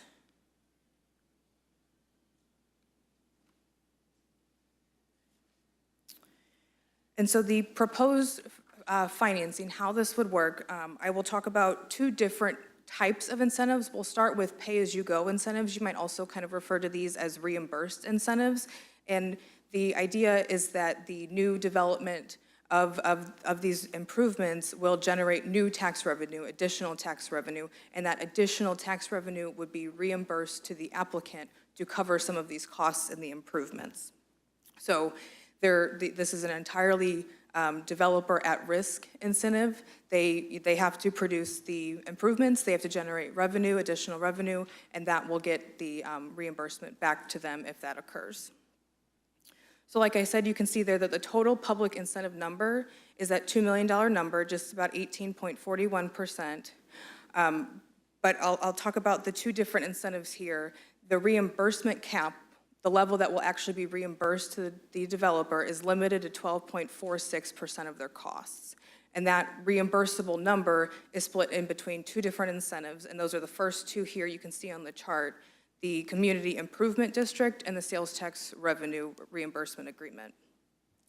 So the Community Improvement District, I think we're pretty familiar with SIDS here in Branson. It is a separate political subdivision from the city. They do have the authority, if approved, to seek a sales tax within the district. This district would be just the parcel of land that the Butterfly Palace sits on. So just the Butterfly Palace would have that 1% additional sales and use tax. And that would be approved by the voters of the district only, so it wouldn't be a citywide vote or anything like that. Like I said, the proposed district is just where the Butterfly Palace sits. This is a separate political subdivision. And the applicant, they anticipate that they will, we can see this $1,019,057 amount. That's how much they anticipate they will be reimbursed through the Community Improvement District over 27 years. And so that is a new additional tax. It's generated by the Community Improvement District. It gets remitted to the city. The city, after certifying costs, and we'll get to that too, will reimburse it back to the developer. The next incentive is the sales tax reimbursement agreement, and this is a reimbursement, but it would be a reimbursement of only the additional tax revenue. So we are able to break down what the Butterfly Palace is currently generating and remitting to the city under the city's 1% sales tax, and then we are able to see how much they would be generating after the improvements are completed, and only that increment would be reimbursed to the applicant. So the city would still receive those base revenues. The other sales taxes would not be touched. They would all continue to be remitted and used by the taxing jurisdictions. That amount we estimate at $409,665 over 23 years is what we estimate for the sales tax revenue reimbursement. And those are both incentives that require the developer to make the improvements, to generate that revenue. And if those things don't happen, the city does not have to pay anything. The city is not promising any of its base revenue or anything like that. It just has to generate from the project, and these would be the two not to exceed amounts. So like I said, that reimbursement cap, the $1,400,000 number, that is the cap. If they reach that, that's fantastic. We did what we came to do, but if they don't, that's their risk that they don't generate that additional revenue. So like I said, those are the two reimbursed incentives, so they are subject to that reimbursement cap. The Chapter 100 plan is a little bit different. Those, we've started referring to them as cash flow savings because they're not reimbursed, they're just savings that the applicant experiences over the course of having the property and doing the improvements. And that Chapter 100 gives two different incentives to the developer. The first one is that as part of the Chapter 100, the city actually becomes the owner of the property upon which the Butterfly Palace sits. So then because the city is the owner, it becomes tax exempt. But here, that would give the developer too much incentive. That's not something that we wanted to do here. But instead, only the incremental increase of only the real property taxes will be abated. So that base personal property tax, that will not be touched at all. That base real property tax will not be touched at all, but only the increment increase of the real property tax revenue would be forgiven for the applicant. What happens is that the applicant will pay what we call payments in lieu of taxes, pilots, to the other taxing jurisdictions. So the taxing jurisdictions by the end of the year will receive that base real and personal property tax revenue that they're accustomed to receiving. The other benefit to using a Chapter 100 plan is that the applicant is allowed to use the city's sales tax exemption certificate on construction materials, and that's because the city becomes the owner of the property. This is a savings that just occurs through the course of making the improvements and buying construction materials. We estimate that will be $228,000 and $690,000. those are, that sales tax exemption certificate can be used outside of the city, and most commonly it is. We do anticipate that about 8% of purchases would be made within the city, so that would be a little bit of city tax revenue that is being forgiven, but it would also affect anywhere else that the construction materials are purchased from. Where when they do use this within the city, we have asked that they send the city all of the receipts so that we are able to see and kind of gauge, does this work for us? How does this incentive, how do we feel about this incentive? So we'll be able to see exactly how much city sales tax they have abated using that sales tax exemption. So those are just the basic outline of the incentives and how they'll work.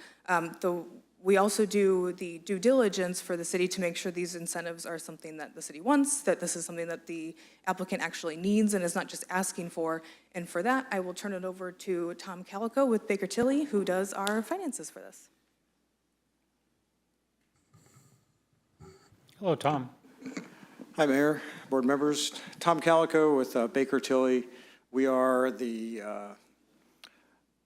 financial economic development advisor to the city. We work exclusively for the city. We don't work for the developer. We don't have any financial interest in the project that we're talking about at the Butterfly Palace.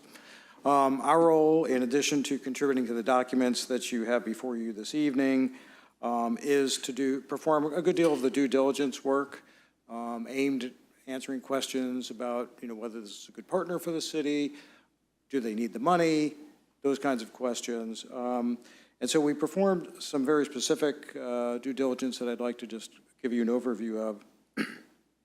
One of them is what we call the but-for test, which is asking the question, would this project happen but for the incentive that's been requested? In doing that, we ask for a project pro forma from the applicant.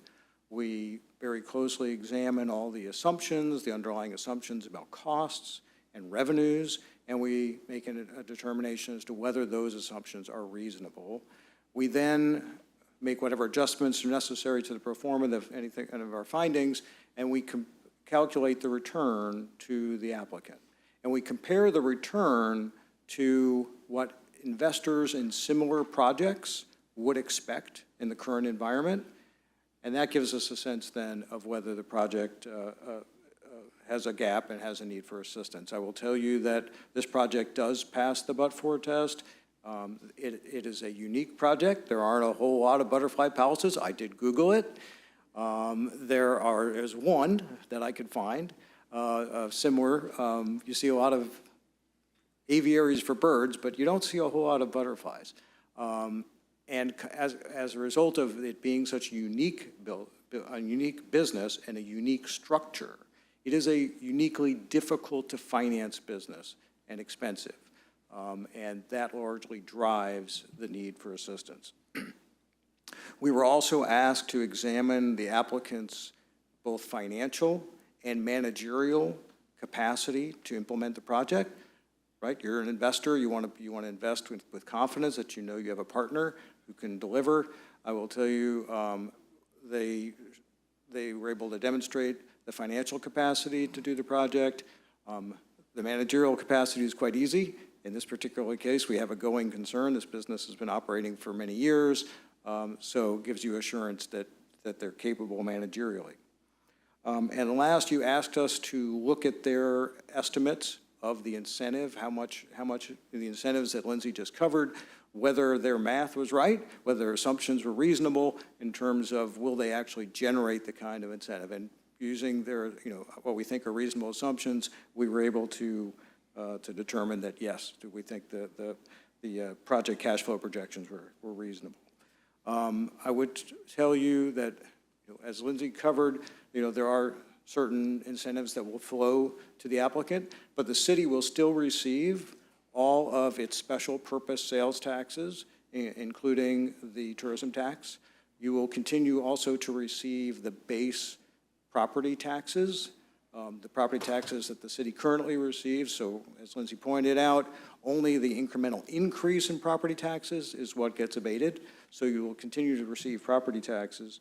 And I thought it would be of interest to you that over the term of the incentives, the city will receive $4.8 million in tax revenue as a result of the improved project. With that, I'd be happy to respond to any questions. Tom, that $4 million figure, is that just on the incremental? Yeah, the 4.8 million represents the incremental increase in revenues over the life of the incentives that the city would appreciate. Okay, so in summary, by approving this, the city is putting up no money, is taking on no risk, will continue to receive the same amount of taxes in all taxing districts. Is going to receive the same amount of taxes as they received last year, and 50% of the incremental increase. Is that correct? I'm not sure where you're getting the 50%. Okay, number. so 100% of the incremental. Right, so just to restate, the city, after the incentives, the city would receive all of its special purpose sales taxes, Yeah. right, of which Yeah. you have several. You would receive, all the special purpose sales taxes that are generated by, the improvement, and you would continue to receive the base property taxes that you currently receive. And- That would be the benefit to the city. Yeah, and all the other taxing, like ambulance, different taxing would receive the same. So the other taxing districts, yes, would receive the same. They continue to get the base property taxes that they've received. Okay. Any questions from the alderman? I'll turn it back over to Lindsay. Yeah, I just have a few more things to hit on, Mayor. So like I said, this is for the overall development agreement. So I wanted to mention just a few other things that are in the development agreement. Everything that we talked about, the structure of the incentives, the reimbursement cap, the redevelopment schedule, the requirement to build the improvements, that's all in the development agreement. A couple other things that I just wanted to mention is that the development agreement also lays out the process for how the city will reimburse the funds. There's two different certification processes. First, the city has to certify that the improvements were made as they were required to do, that all of those things were followed. And then second, after the construction has been completed, they will prove to the city all of their costs. And so then the city will go through and make sure that all of those costs are appropriate and are legitimate.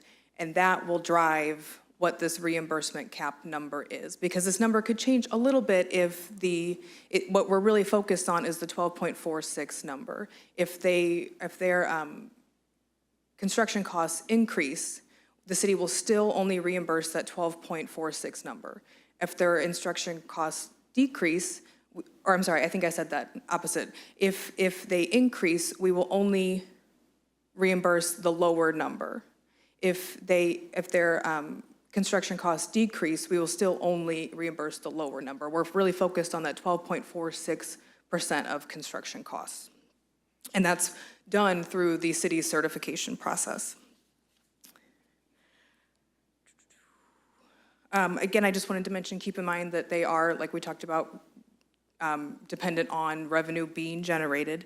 And then also, the applicant, they are still required to follow all city codes, building codes, things like that. They also have some USDA certifications they have to comply with. So there's nothing changing about any of that. If they want to sell the Butterfly Palace and continue receiving these incentives and keep these incentives generating, they will have to seek the Board of Aldermen's approval of that. Every year until the improvements are done, they will provide a report to the Board of Aldermen on the status of the improvements and what's happening next and where are we. And then if requested by the board, they would also appear in person to discuss that report with you. Finally, the city will receive an administrative fee for its administration and its certification costs and all of those things, and that would be 2% of the SID taxes that are generated by the district, and then 2% of the sales taxes that are reimbursed to the applicant. So this is an extra project for the city, but the city is covered on all of those costs through the administrative fee. So, take any questions or concerns? We'll talk in detail about each of the incentives a little bit as we move forward tonight. I like that you requiring receipts on materials bought in the city. I mean, that's, to track whether you're counteracting the whole, future projects. That's pretty smart. Of course, y'all are smart people. Yeah. Right. That's what we're here for. Oh, that's good. Yeah. Thought you came up with that one on your own, did you? Yeah, that was good, man. I mean, I already thought of it. I just didn't know y'all had. Glenn? Yeah, since we talked about Sid earlier in the evening, I had some people ask me this question, and you've already stated it, but I think it's probably just worth restating one more time. I know we've got problem SID districts in the city. In this case, though, this SID is structured so that the boundaries of the SID are strictly the property of the Butterfly Palace, and so that there's no residences involved, there's no future businesses involved. It really is just them that makes it successful. Is that correct? Correct. And I do have a few other additional things that we'll get to with the SID in the public hearing too. Yeah. Yeah. I mean, basically, their customer is fine, yeah. Yeah. Y'all okay? Any questions from the audience so far? Yes, please. Would you come down, please? Thank you.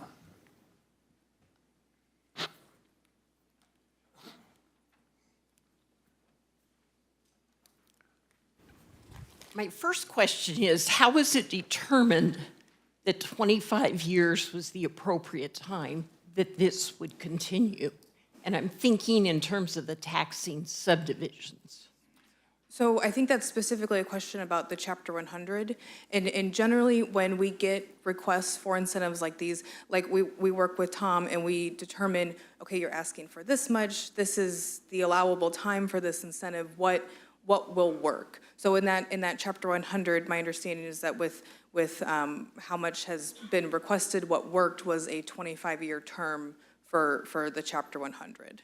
It's case-by-case basis, and it involves, what it would be generated by the project and what would flow to the applicant, if Tom wants to have any. Very succinctly, so the negotiation is to try and provide an incentive that gives the applicant a reasonable rate of return. So both the rate and the time tend to be set by, okay, at what rate and for how long do we need to provide an incentive in order to give the applicant that reasonable rate of return? If the applicant has paid it off in less time? So with the two incentives that Lindsay said were performance-based, the CID and the sales tax reimbursement, if they reach the cap that Lindsay noted earlier, then yes, those would expire. Those incentives would expire. Okay. And maybe you can, because you talked about the base for the taxing subdivisions, that is based on 24 figures, correct? The 24 property tax figures? The base tax? The base tax. Does that ever go up for those subdivisions, or will it remain there for 25 years? So, they would receive just, the prior year tax level during that time. It would not go up during that period. Any appreciation would flow to the applicant. My concern about that is all of those subdivisions serve the people and make this a better community. And as this community grows, which it will be exponentially in the next 25 years, you'll still be expecting them to operate on the same tax base as 24 in regards to it. And I realize this is just one business, but perhaps my question needs to be, is this a prerequisite of the way the board will go in the future to fund private developers by freezing taxes on those political subdivisions? Debbie, when we've had this discussion before, based on our council, we look at every project independently. So it's possible that those political subdivisions or taxing subdivisions could find themselves radically cut in the next 10 years by their income as you keep adding different businesses that are getting a portion of what they would have gotten. Is that correct? I'm sorry, say it again? say in the next 10 years, you've added 6 or 8 more of these projects, then these or they're not political, taxing subdivisions will end up operating on less and less tax money because money that the voters voted to tax themselves to go to those taxing subdivisions will instead be going to help fund private developers.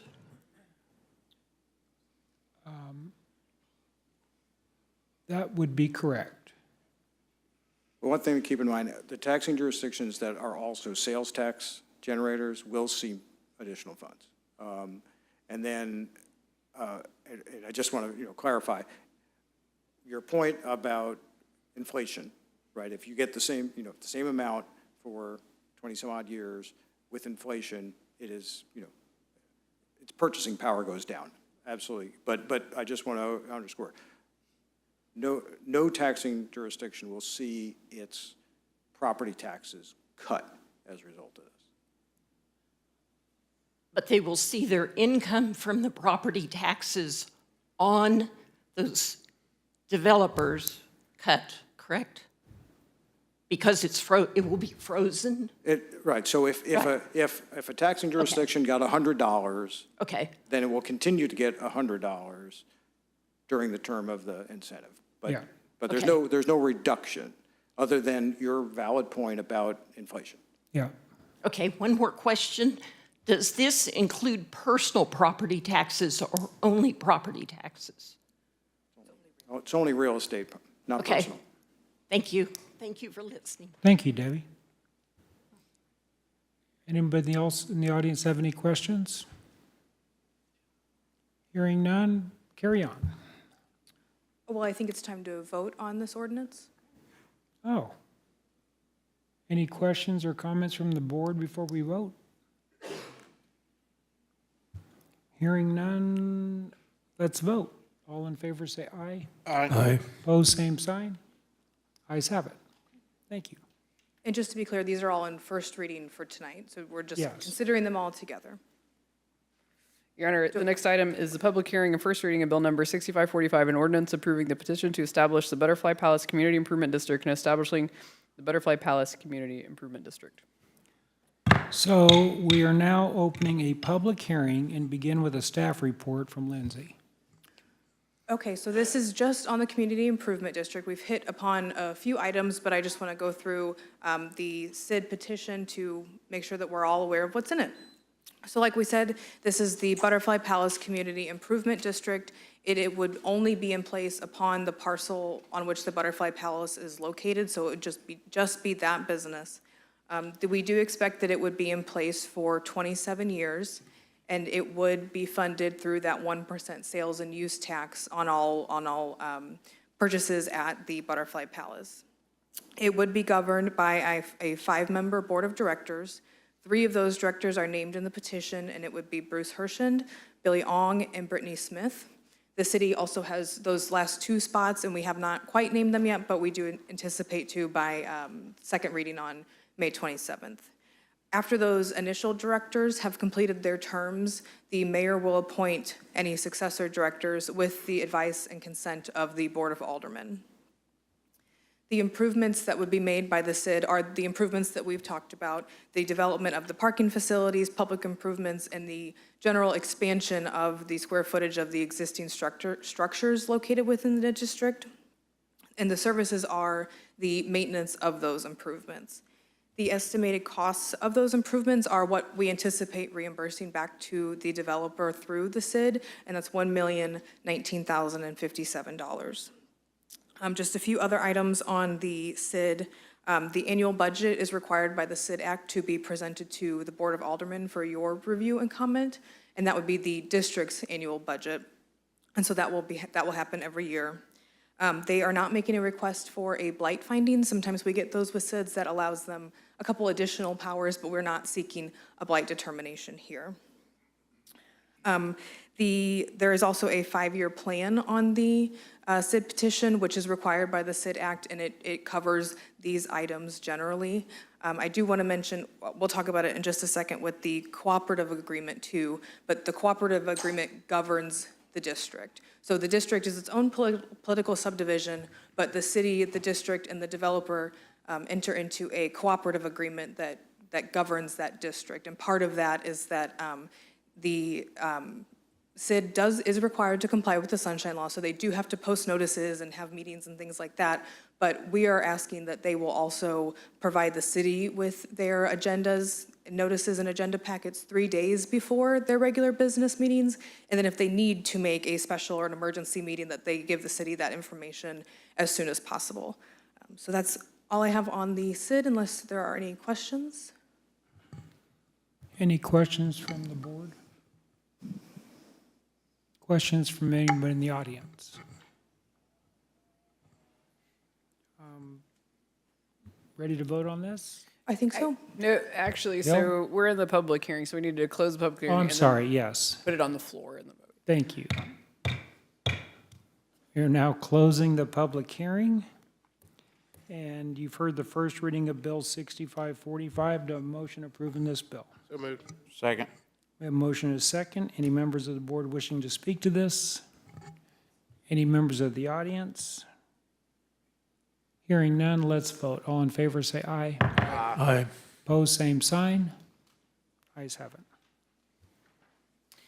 Your Honor, this is the first reading of Bill number 6546, an ordinance approving the cooperative agreement with the Butterfly Palace Community Improvement District relating to the development agreement for the expansion of the Butterfly Palace and authorizing the mayor to execute the cooperative documents related thereto. You've heard the first reading of Bill 6546. Do I have a motion approving this bill? So moved. We have a motion and a second. Staff report from Lindsay. So this is the cooperative agreement. This governs basically the administration of the district. It can be very simple or very complicated. It just focuses on making sure that the city is complying with its responsibilities, that the district is complying with their responsibilities. So generally, the sales tax will be collected by the city. It will be remitted to DOR and then come back to the city, and then the city will be able to reimburse it back to the developer through that certification process that we talked about. The city will receive an administrative fee of 2% of the SID sales tax revenues for those administrative costs. And the city will keep records in relation to those reimbursements so that we can keep track of all of that information. The applicant shall begin being reimbursed only when the improvements are completed, so that sales tax may start generating very soon, but the city won't actually reimburse any of those funds until the improvements are completed. Like I said, with the SID petition, the Board of Aldermen do have the opportunity to review and comment on the annual budget of the district. And it is its own political subdivision, so it does have to comply with the Sunshine Law just like we do. And as I mentioned before, they will provide the city agenda packets and notices for meetings so that the city can post those and so that the city is aware itself of those meetings 3 days before their regular meetings and as soon as possible when they have to schedule, if they have to schedule any special or emergency meetings. So that's the cooperative agreement. We do anticipate it would be in place for the lifetime of the district. That's generally how these go, and it can always be amended and added to as need be when things really get moving if something needs to change. So, any questions? Any questions? Glenn?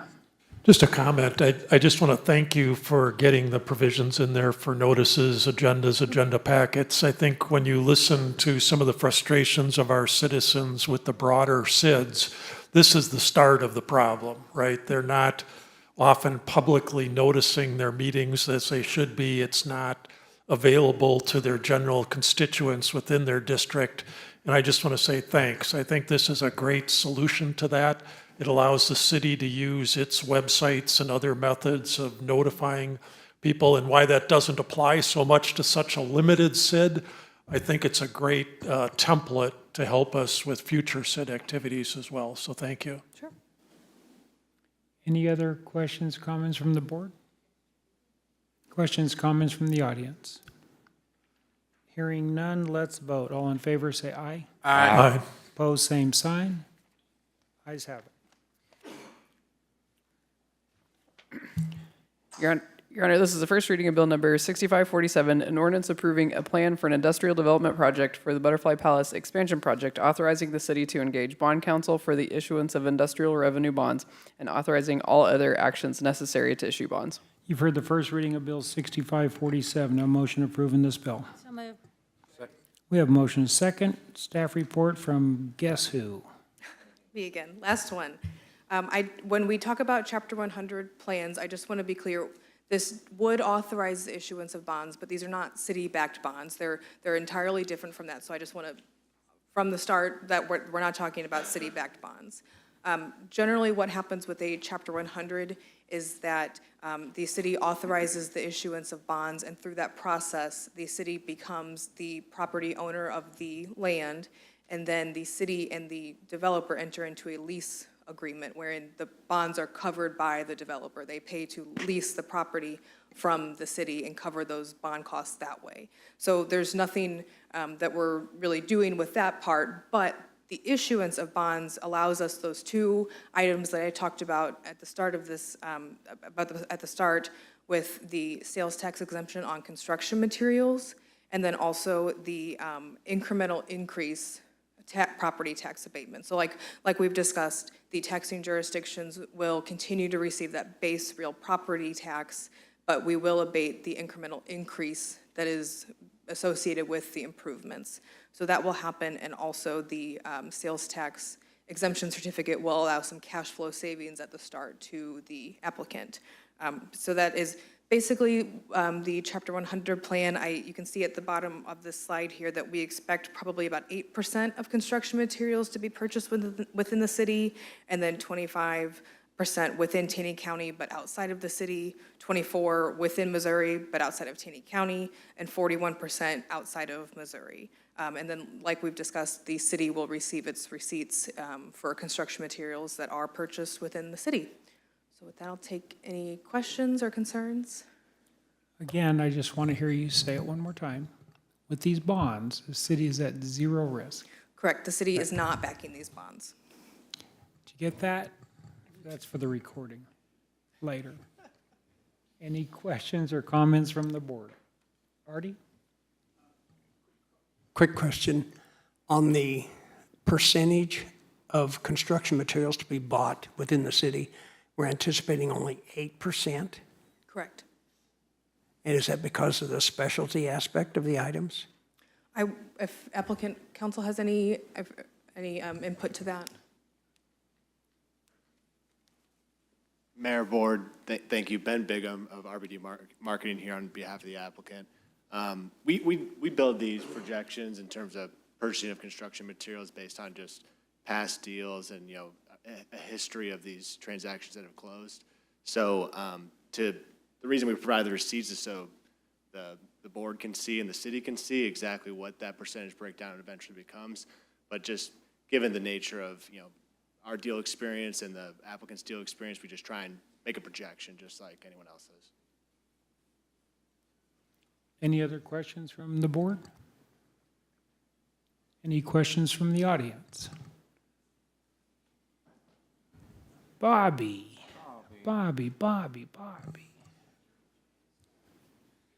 Well, I've been listening to this, and this group that's doing this, hey, it's great, but I think back to the people who are in downtown who are struggling, but we're going to bend over backwards for a very famous family in this town, and it really starts to bother me. Ooh. Sorry. Thank you for sharing. Any other buddy in the audience have any questions or comments? Hearing none, let's vote. All in favor, say aye. Aye. Opposed, same sign. Ayes have it. Okay.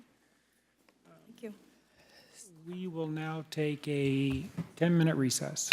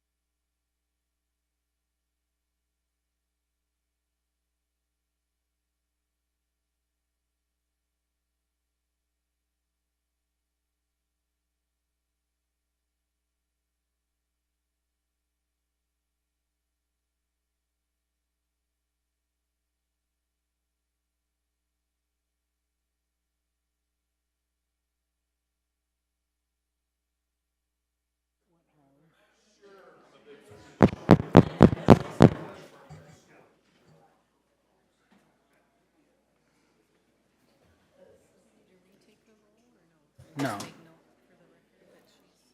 Oh. Hill, you'll make a note that Ruth, I did. thank you. Yes, thank you. So, call this meeting back to order. Hillary? I'm Hillary. Hi. Hi. Anything you want to share? No, but I would say we could go back to the items that were pulled off of the consent, if that is where you would like to start. Sure. Okay. Are you ready? Yes.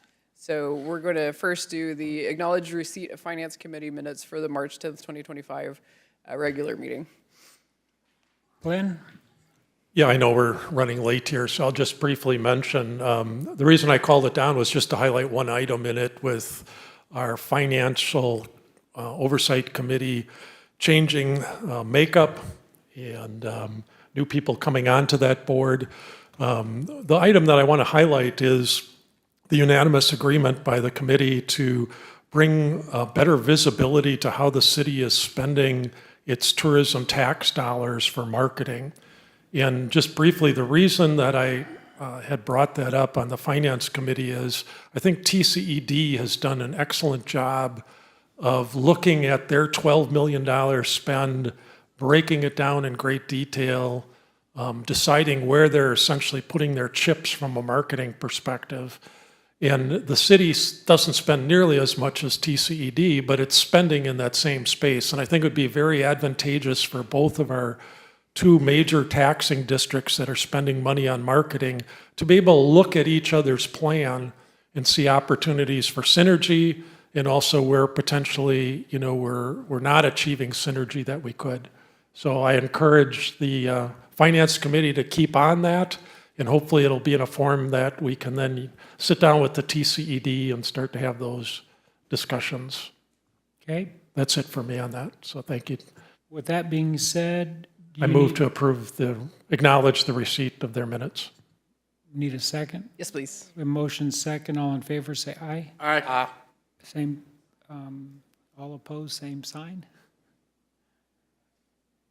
Motion passes. All right, and then item 6 pulled from the consent is the final reading of bill number 6542, an ordinance amending chapter 18, buildings and building regulations, section 18-2 fees of the Branson Municipal Code to revise permit fees and appendix A fee schedule to reflect a fair determination of the fees based on the complexity of the permit review and inspection process. I move to approve. We have, To be able to get this on the floor, you need a motion to and then we'll look approve, for. and then we'll talk amend- about amendments. Yeah, so we have a motion and a second. Motion and a second, and now there's going to be a motion to amend. We'll bring it up on the board. So we sat down, city staff sat down and reviewed the ordinance that we approved on the first read, and there were some grammatical things to fix, some cross-reference things to fix, and particularly because there's another item on our agenda that deals with some new code to get the references to that new code later on our agenda corrected. And so this is a rather lengthy set of, or I should say probably better, spread out set of changes. The stuff you see in red are the amendments, and I'm not going to enumerate them all other than so we can all have a chance to look at them. And once we've done that, I'll move the amendments in red as presented. Any comments from the board? We need a second on that. This is a motion to amend, so we need a second. I made the motion. Second. We have a motion and a second.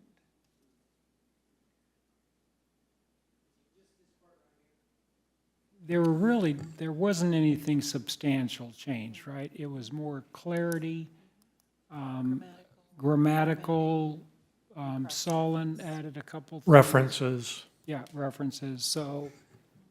I wouldn't classify any of this as terribly significant. It just kind of cleans up some loose ends. Yeah. So any comments, questions from the board? Comments, questions from the audience? Ralph, did you want to share something with the rest of the class? Ready to vote? All in favor, say aye. Aye. Opposed, same sign. Ayes have it. So that was on the amendment, and now we just need one more vote on the bill as amended. Okay, so we have a motion, and I'm In a second. stalling for a second. No, Did you had one already. Oh, I It was on did? the floor initially, and then we made an amendment, and that's done. And now we just have So we're- to call on the vote. Okay, And since it's on final reading, if we could do a roll call vote, I would. okay, so we're on the final reading of this bill. We have a motion, and a second. Hill, would you call a roll call vote, please? Lucas, Yes. Howden, Yes. Cooper, Well, yes. Denham, LeBlanc, Yes. Schultz. Yes. The result of the vote is 5-0. Motion carries. Okay, Your Honor, the next item is a presentation of the annual water production and quality report for 2024.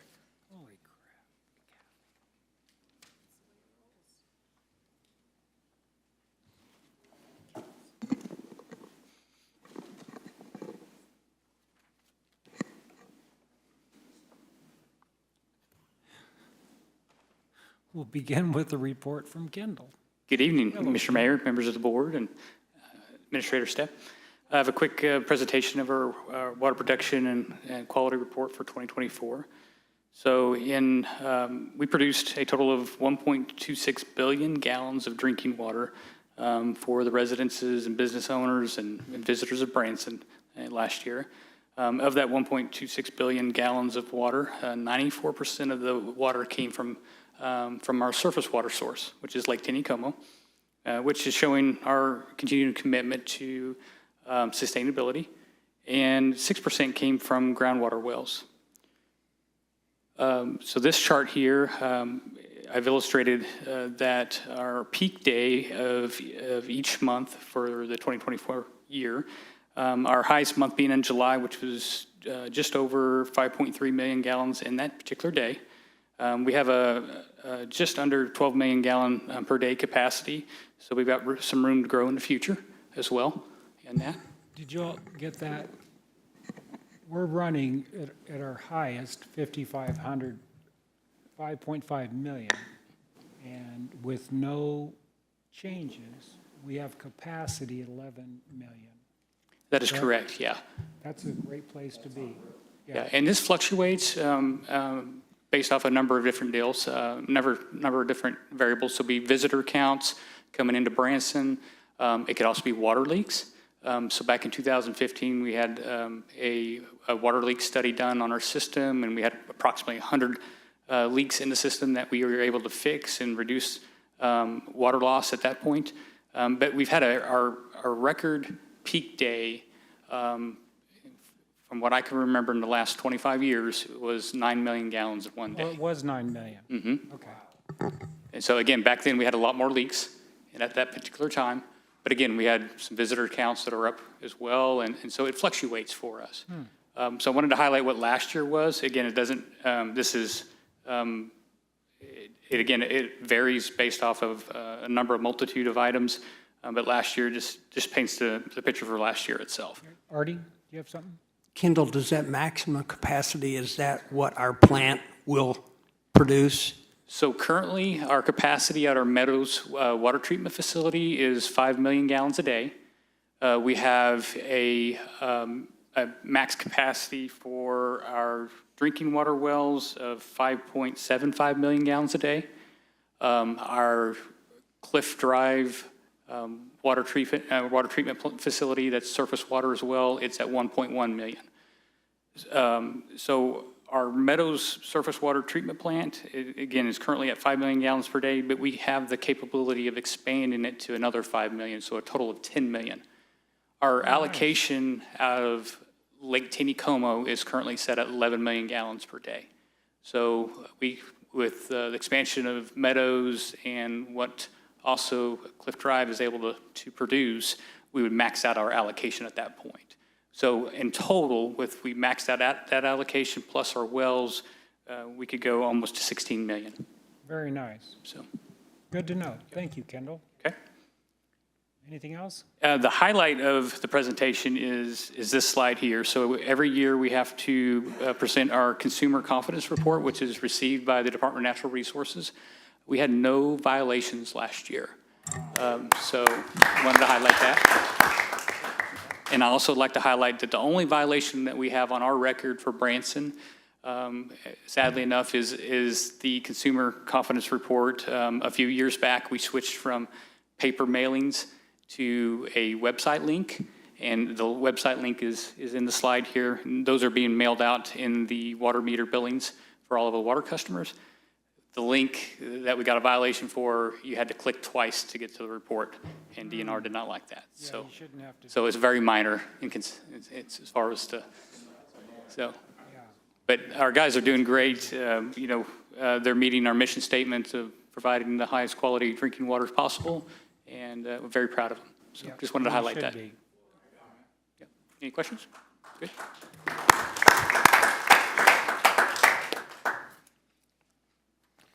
Your Honor, this is the first reading of Bill Number 6548, an ordinance approving payment of incentive fees to ASM Global, formerly SMG, Branson Convention Center's management company, in accordance with the terms of the management services contract. You've heard the first reading of Bill 6548. Do I have a motion approving this bill? We have a motion and a second. Staff report from Allison. Hello, Allison.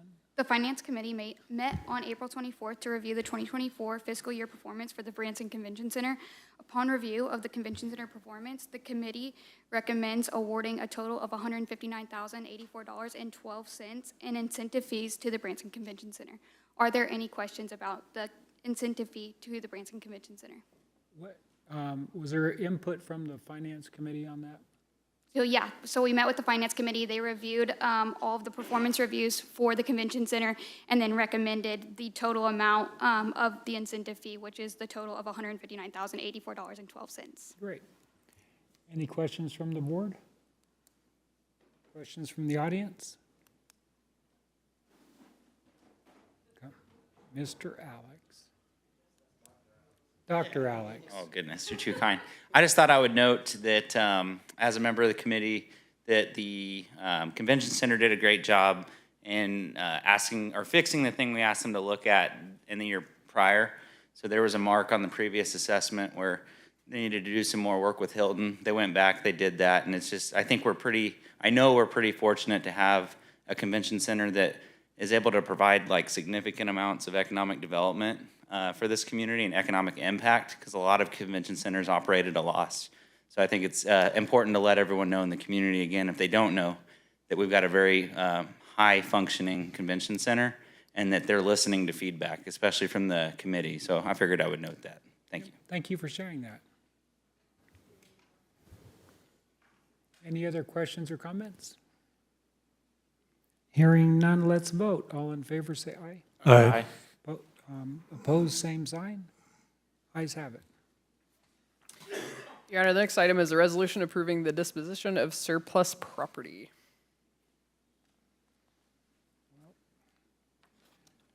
Do I have a motion? So moved. Motion is second. Staff report, Allison.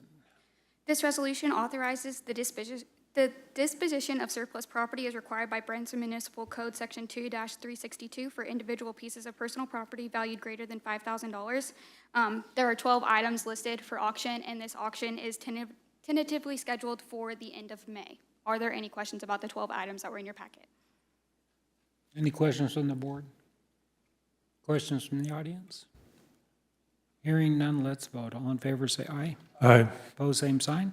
Ayes have it. Allison, thank you very much. Your Honor, this is the first reading of Bill Number 6549, an ordinance approving a streetscape project funding contribution agreement with the historic downtown Branson Community Improvement District and authorizing the mayor to execute the agreement. You've heard the first reading of Bill Number 6549. I have a motion approving this bill. So moved. A motion is second. Staff report, Solon. This is just a contribution from the downtown SID that they're providing. It's $200,000 essentially to help fund some decorative light poles and the maintenance of them for a little while. It also entails a few agreement provisions that allow them to have future say if they want to provide future funding for those things. Very nice. Any questions from the board? Glenn? Not a question really, I just want to comment, once again, since we're talking about CIDs, we've got a few bad actor CIDs. This is not one of them. I think our historic downtown CID does a great job with sunshine law issues, with community input allowed at their board meetings and so on. And it really is nice to see a CID like that look at a project like Streetscape, like we were talking about, beautiful project like that, and say they want to help fund part of it. And they do that all voluntarily as a board. We didn't go to them and say, gee, would you kick in 200,000? They started looking at the plans and said, hey, we'll put up 200,000 towards this. This looks really neat and we want it to look as good as it can. So I just want to compliment the historic downtown CID. I think they're doing a great service to the city with this, and I'm glad we're able to move this forward. Thank you. Any other comments from the board? Artie? Yes, I applaud the CID for making this money available for the project, but after the discussions we've had tonight, is there any way we can use that $200,000 to help out the businesses? So Mayor, I was going to comment on that because it does come up, kind of odd that it's in this meeting tonight. So the downtown CID petition and governing documents don't allow the CID to do very much. I attended one of their previous CID meetings and tried to expand their vision on what the CID could do, but that would require some legal amendments to their governing documents. So they're kind of restricted in what they can do with their funds. So what you're saying is the downtown CID with their funds, they are not legally able to do anything without going back and changing their... Their petition kind of limits what they state. can and can't do, and most of it is transportation-related stuff. And so there's, their lawyer would have to agree that legally that was not a stretch to give money for something like that. And of course, the city is a totally separate entity from the CID, and we can't force them to do a funding for certain things. That would be on them to decide as a board to give up the money for those things. And whether or not they can, they'd rely on their legal counsel to tell them whether or not they could actually do that. But from my review of it, they may have, and from the negotiations of this contract, they may have some issues with that, but it's definitely worth encouraging them to explore. Marshall? But Solon, you're not saying like a simple vote of their board to change their bylaws. You're saying like going back to the citizens to renew the petition to create the CID? Yeah, it would involve a statutory process that's outlined in the CID Act that they would have to go through. Have to go through Jeff City. Unless their legal counsel felt like his interpretation of the CID petition allowed for funding for something like that. But it's definitely worth having the conversation with the CID board and to see if they can contribute and if their attorney thinks that they legally are allowed to. Okay. Any other comments, questions from the board? Questions from the audience? Hearing none, let's vote. All in favor say aye. Aye. Opposed, same sign. Ayes have it. Thank you, Solon. Your Honor, this is the first reading of Bill Number 6550, an ordinance amending Chapter 18, Buildings and Building Regulations, adding Section 18-10, Building Structure Demolition of the Branson Municipal Code to regulate the demolition process. You've heard the first reading of Bill 6550. Do I have a motion approving this? So moved. Motion is second. Staff report from, hello, Amanda? Oh, good evening, Mayor, Board of Aldermen, City Administrator Stepp. Thank you for your time this evening. Today, I'm bringing forward a critical code amendment that addresses a deficiency in our municipal regulation. Currently, the City of Branson does not have a formal demolition code in place. This leaves us with limited authority and inconsistent processes when addressing buildings or structures that have been compromised, unsafe, or present an immediate hazard to the public. Recent events in our community have highlighted the urgency of this need, as we have encountered properties that have deteriorated to a point where demolition is necessary for public safety. Yet our existing code does not provide a clear enforcement pathway when property owners fail to act. This proposed amendment, Section 1810, Building Structure Demolition, establishes a transparent, enforceable process that ensures property owners are responsible for safe demolition. Critical safeguards such as utility disconnection, hazardous material handling, and coordination with emergency services are in place.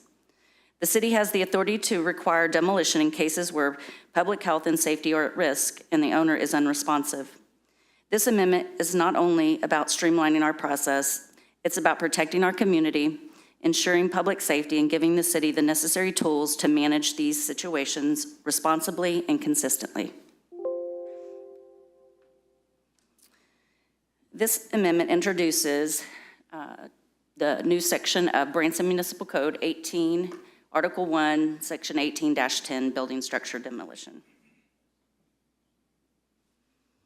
This addition to code will establish formal demolition procedures, resolve inconsistent practices, mitigate public hazards, create clear expectations for property owners, contractors, and the public, provide legal authority to enforce when necessary, and protect public safety and adjacent properties.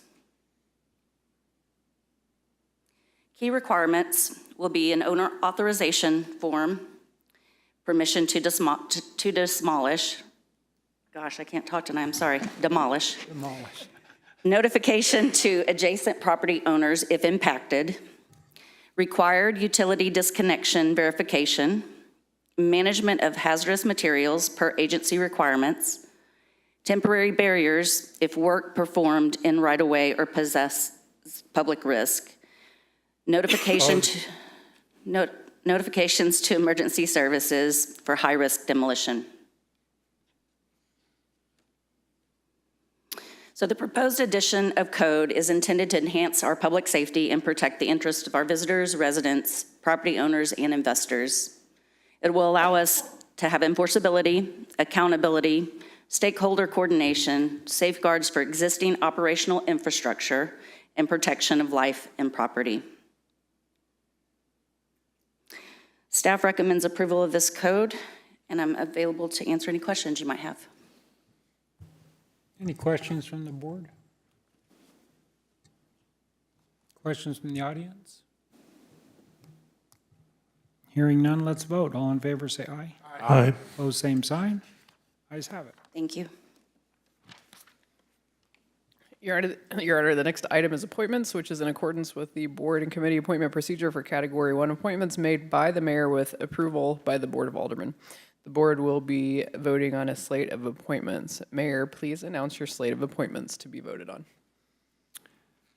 I would entertain a motion to amend this existing process and have it mirror the process we go through when we are filling committee positions. When a SID position is open.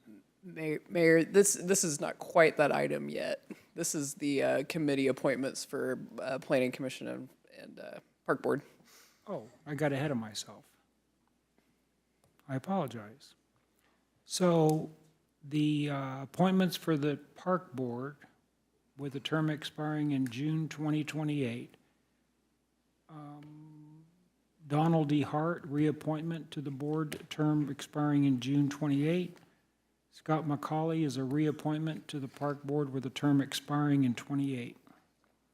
Appointment for the Planning Commission with a term expiring April 27th is Matthew Kendrick. Terms expiring April 29th is Daniel Seitz, Derek Frederickson, and Billy Ong.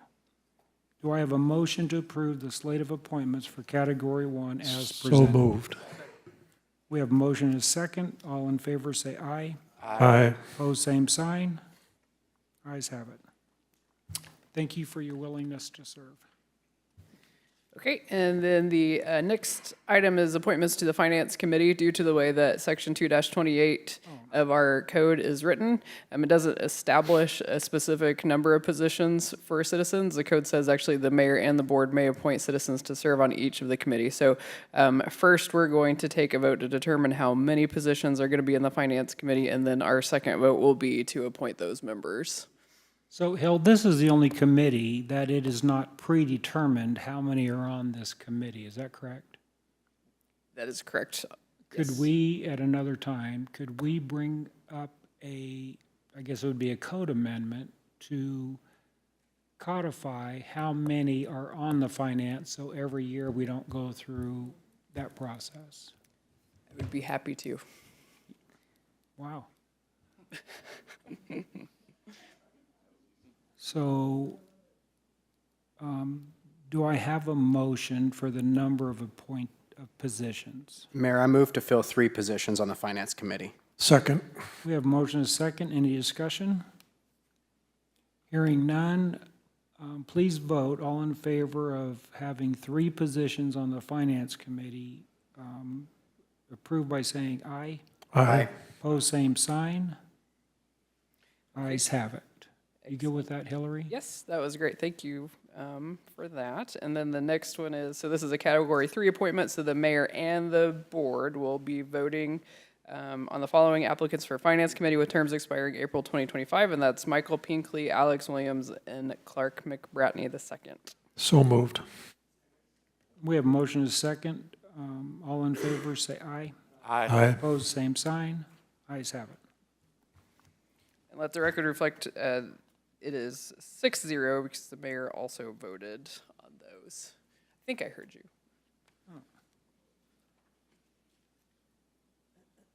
So this is the one I was on before, correct? That is correct. So this item was postponed during the March 25th, 2025 regular meeting, and it is the appointments to the Branson Hills Infrastructure Facilities and Branson Commerce Park Community Improvement Districts, and is ready for additional discussion. So I would entertain a motion to, and I'm not sure, you worded something, Hillary, for a motion on this? So I believe there was going to be a discussion about opening up applications. I would for like these. to open them up, just like we do with our committees. When a position's open, we publicize it, say they're open, people submit applications, it comes to the board, we make a decision on that route. Glenn? I just want to say I applaud you for doing that. We've had a couple of people that have asked how they can get on the board, and they felt kind of outside of the process. And so I think this is a great idea. I thank you for doing that. I've been contacted also. Somebody saying. Sent a few. What's that? We probably sent a couple your way too, since you're the one that had to appoint them. They were the, Name 'em. well, then I got contacted. How does the board feel about that? Just a question, Mr. Mayor. Do we anticipate these CIDs still making a suggestion? Yes. Okay. And if they made a suggestion, that suggestion would go through the same process, right? They'd fill out the application. Yeah. Mr. Mayor? Yeah. One other comment on this, just since we've spent so much time with the city clerk going through the provisions of these CIDs, it's also critical for us as a Board of Aldermen to make these appointments with haste. And I realize we're going to go through a process. I'm just saying we shouldn't delay it, because if we delay it, the remainder of those boards can appoint interim directors to those boards when there's a vacancy. And so the longer we wait, the more the vacancy can be longer, they can fill a vacancy. So I would just urge us to move as fast as our process reasonably allows. Hillary, can you put the applications online tonight? Announce it? Maybe not tonight, but we can move pretty quickly on them. If I may, could that be an official motion? Is that the yeah. Mr. Mayor, I'll move to postpone this item. You want? First, the motion to open up applications, just so it's an official decision. Oh, you've got that. I know, just in addition to Okay, that. well then I'll make a motion to, as you suggest, Mr. Mayor, to open up the So nominations to his the motion public. is what I said. Yeah. How We're about, officially let me- endorsing your idea. How about if the motion is to direct the city clerk to open applications for the SID board members on all SIDs with current vacancies and to follow the same process for SID appointments moving forward? Just off the top of Yeah, what she said. I move that. We have a motion and a second for what she said. Any discussion? Hearing none, let's vote. All in favor, say aye. Aye. Opposed, same sign. Ayes have it. And Mr. Mayor, I move to postpone this item indefinitely, to kill the existing nomination process that we started at our last meeting. So you have an item on the floor right now that was postponed from the last meeting that does need action.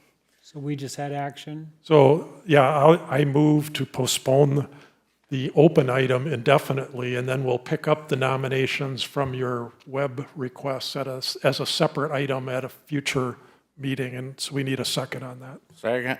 Mr. Mayor, Noah, That's a voice from above. Artie, do you want to postpone it indefinitely if you want it to be done with haste? indefinite. May I, Mr. Mayor, can I comment? You bet. Just Made the motion. all we're doing here procedurally is we made a motion at the last meeting to consider those nominees. We don't want to continue that motion anymore. So this motion kills that motion, okay, just ends it.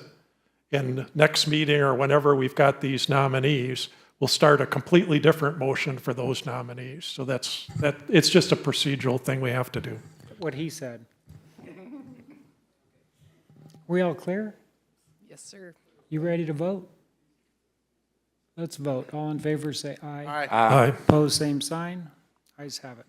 We're in the report section. Alderman Lucas, what are your words of wisdom this evening? My wife and I had the blessing of going to Kansas City last week to go see all of our grandkids for Mother's Day.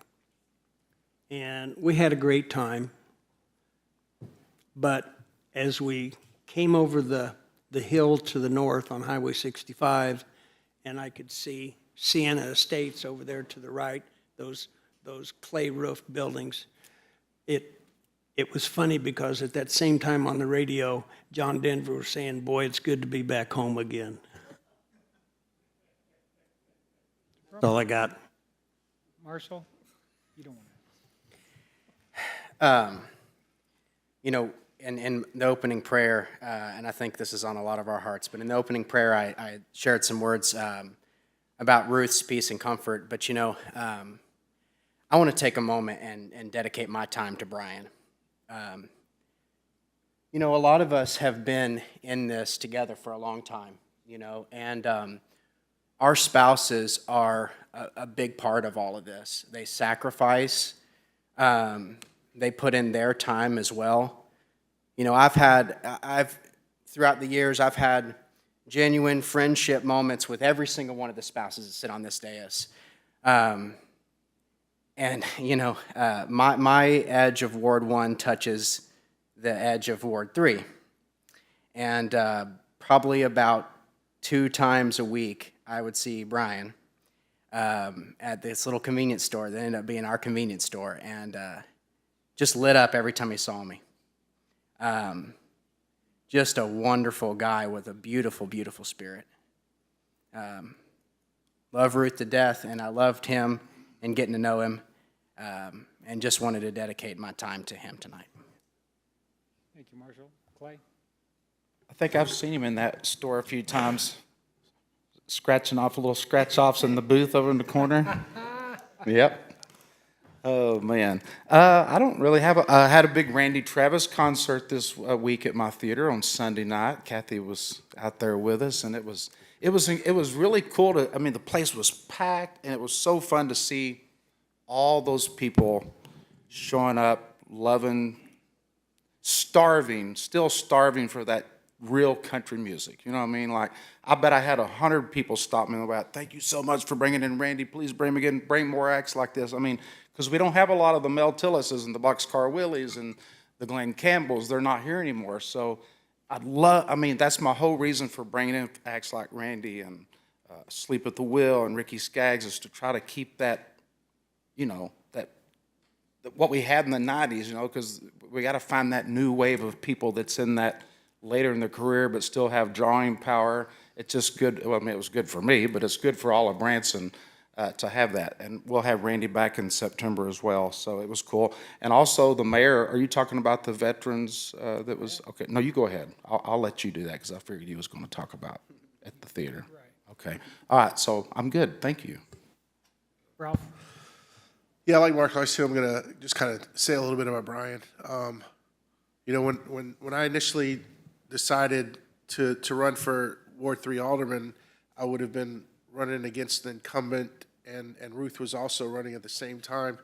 And so met with her and Brian, and it appeared as though Brian was her bodyguard. Like, I was like, are they married, or is he just her bodyguard kind of thing? But he had just a presence about him, and you know, we quickly, as we kind of navigated that political landscape at that time, Ruth and I became very good friends, and as a result, I became very good friends with Brian too. And you know, it was, you know, from, gosh, walking the streets of Ward 3 and knocking on doors with me and Ruth and just supporting. I mean, that spousal support. He showed up for everything. He literally showed up for everything. And it was just indicative of how he showed up for life, because he took pride in his craft and what he did professionally. And he showed up every single day up until he couldn't. And it was such a pleasure. And I'm very honored and humbled to have called him a friend also. So. Glenn? Yeah, first I want to pass along a congratulations to one of our fellow aldermen. Alderman Howden obtained his master's degree since our last meeting here. He graduated with a history teaching degree, right? So What? Congratulations. He's a history teacher? That's right, look out. I'm an A&W, so. So congratulations, Marshall. That's great. Outstanding. Also just want to acknowledge Dr. Alex Williams. I know he passed his dissertation a while back, but now he officially graduated and was out there with his family and things. So congratulations to a great civic leader there. Appreciate you. And then just one comment. Beth and I were coming back from Iowa. We were at some church meetings over the weekend, and we were coming down by Bolivar. And I was really shocked. You know, you've heard me say many times when I was campaigning, you've heard me say it from the dais, if you've been in the comprehensive planning meetings, you've heard me say it there. We need big, bodacious signs about Branson on the exits of our freeway. And every time I hear, well, that's, you know, state-owned property and there's no way we're going to get it done. Well, I think we should all take a trip to Bolivar, because Bolivar just put up a huge monument sign on the city property. Welcome to Bolivar, the home city of the governor of Missouri. Big sign, not some little sign stuck on a T-post. It's a huge monument sign. So I think we should call up Bolivar, ask how they got it done, and start planning 6 or 8 of those around the city real soon. That's my report. Thank you. Kathy? Thank you, Mayor. One more final thank you to the firefighters that were able to join us tonight for their special commendation, and the injuries that some of those guys experienced. I didn't want to elaborate in the public setting about that necessarily, and don't need to now, but just so that you all know that there were some injuries that were sustained by our guys. And it was just so, I'm so thankful to see all of their shining faces here with us tonight. I would be remiss if I didn't emphasize a special appreciation to Michael Woods and the Public Works team, along with utilities.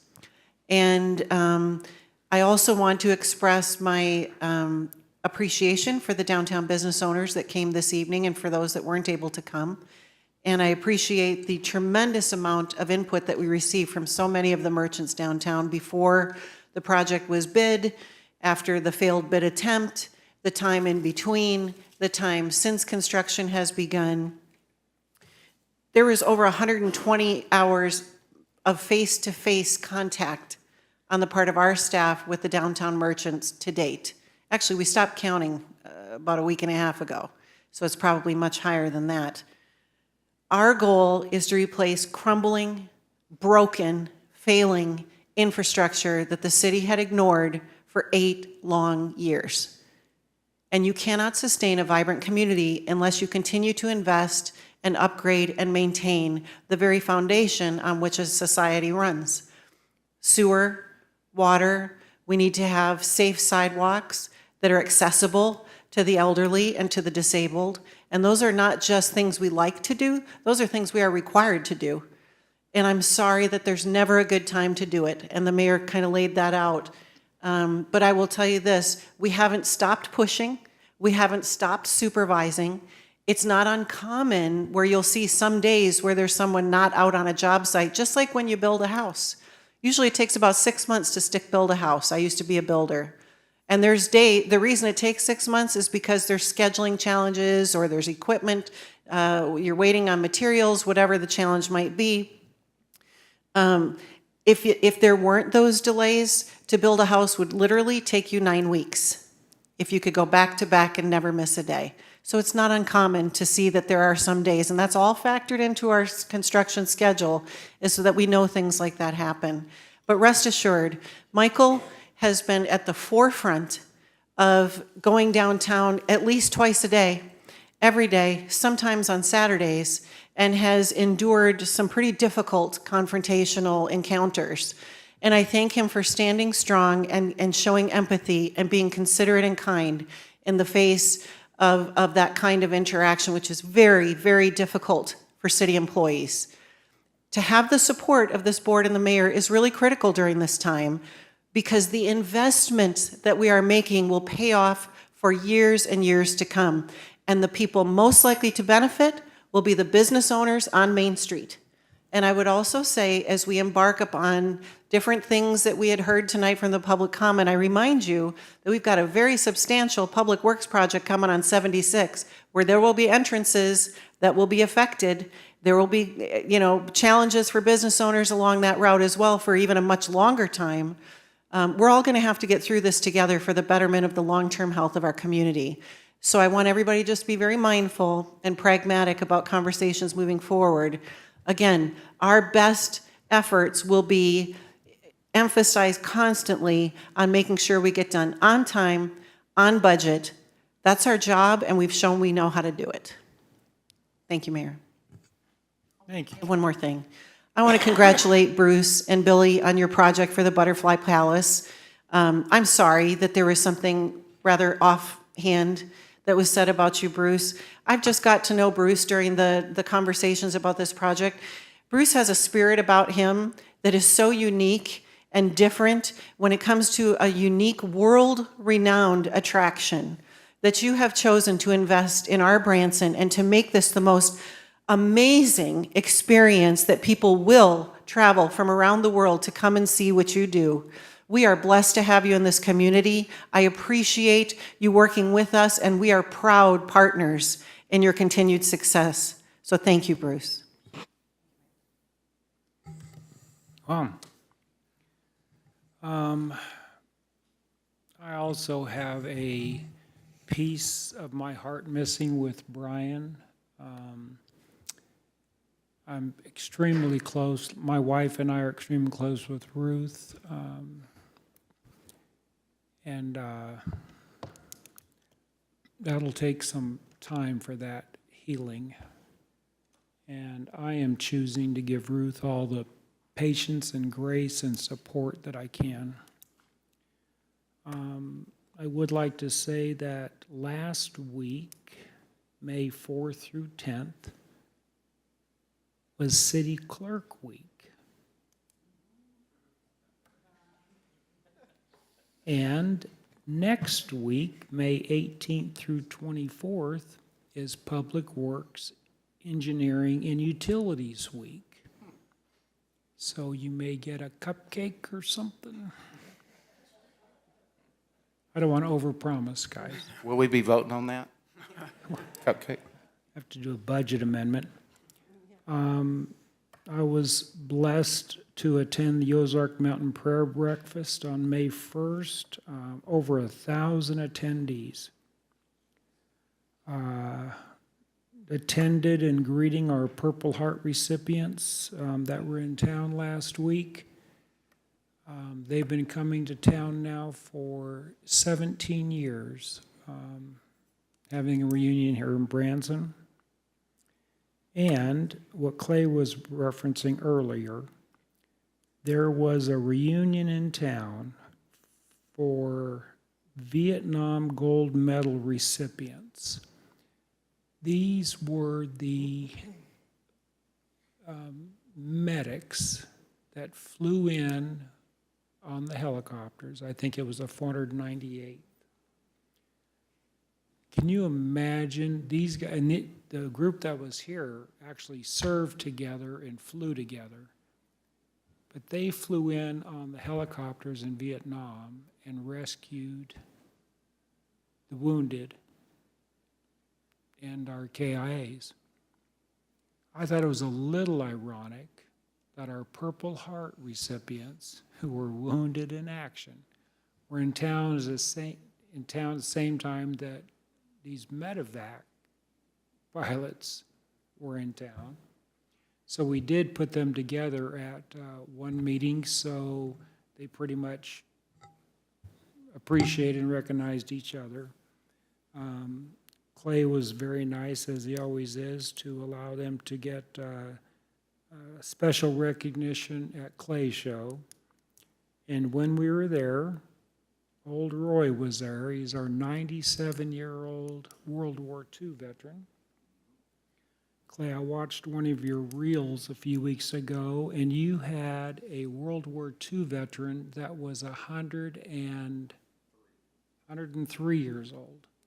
That's pretty cool. He flew his 57th mission was dropping bombs on he was dropping bombs at Normandy. That's right. 57th mission, he flew 63, and he was there flying, dropping bombs on D-Day. This guy at my show, 103, amazing. Wow. That's all I have. I appreciate everybody that comes to our meetings. I appreciate the input that we get from our community. I'm very proud of Kathy and Alex for keeping us on track, all of our directors. I can tell you from my trip to Heartland, our directors are the cream of the crop. They really are. And with that, I will entertain a motion to adjourn. Motion and a second. Meeting's adjourned. Thank you.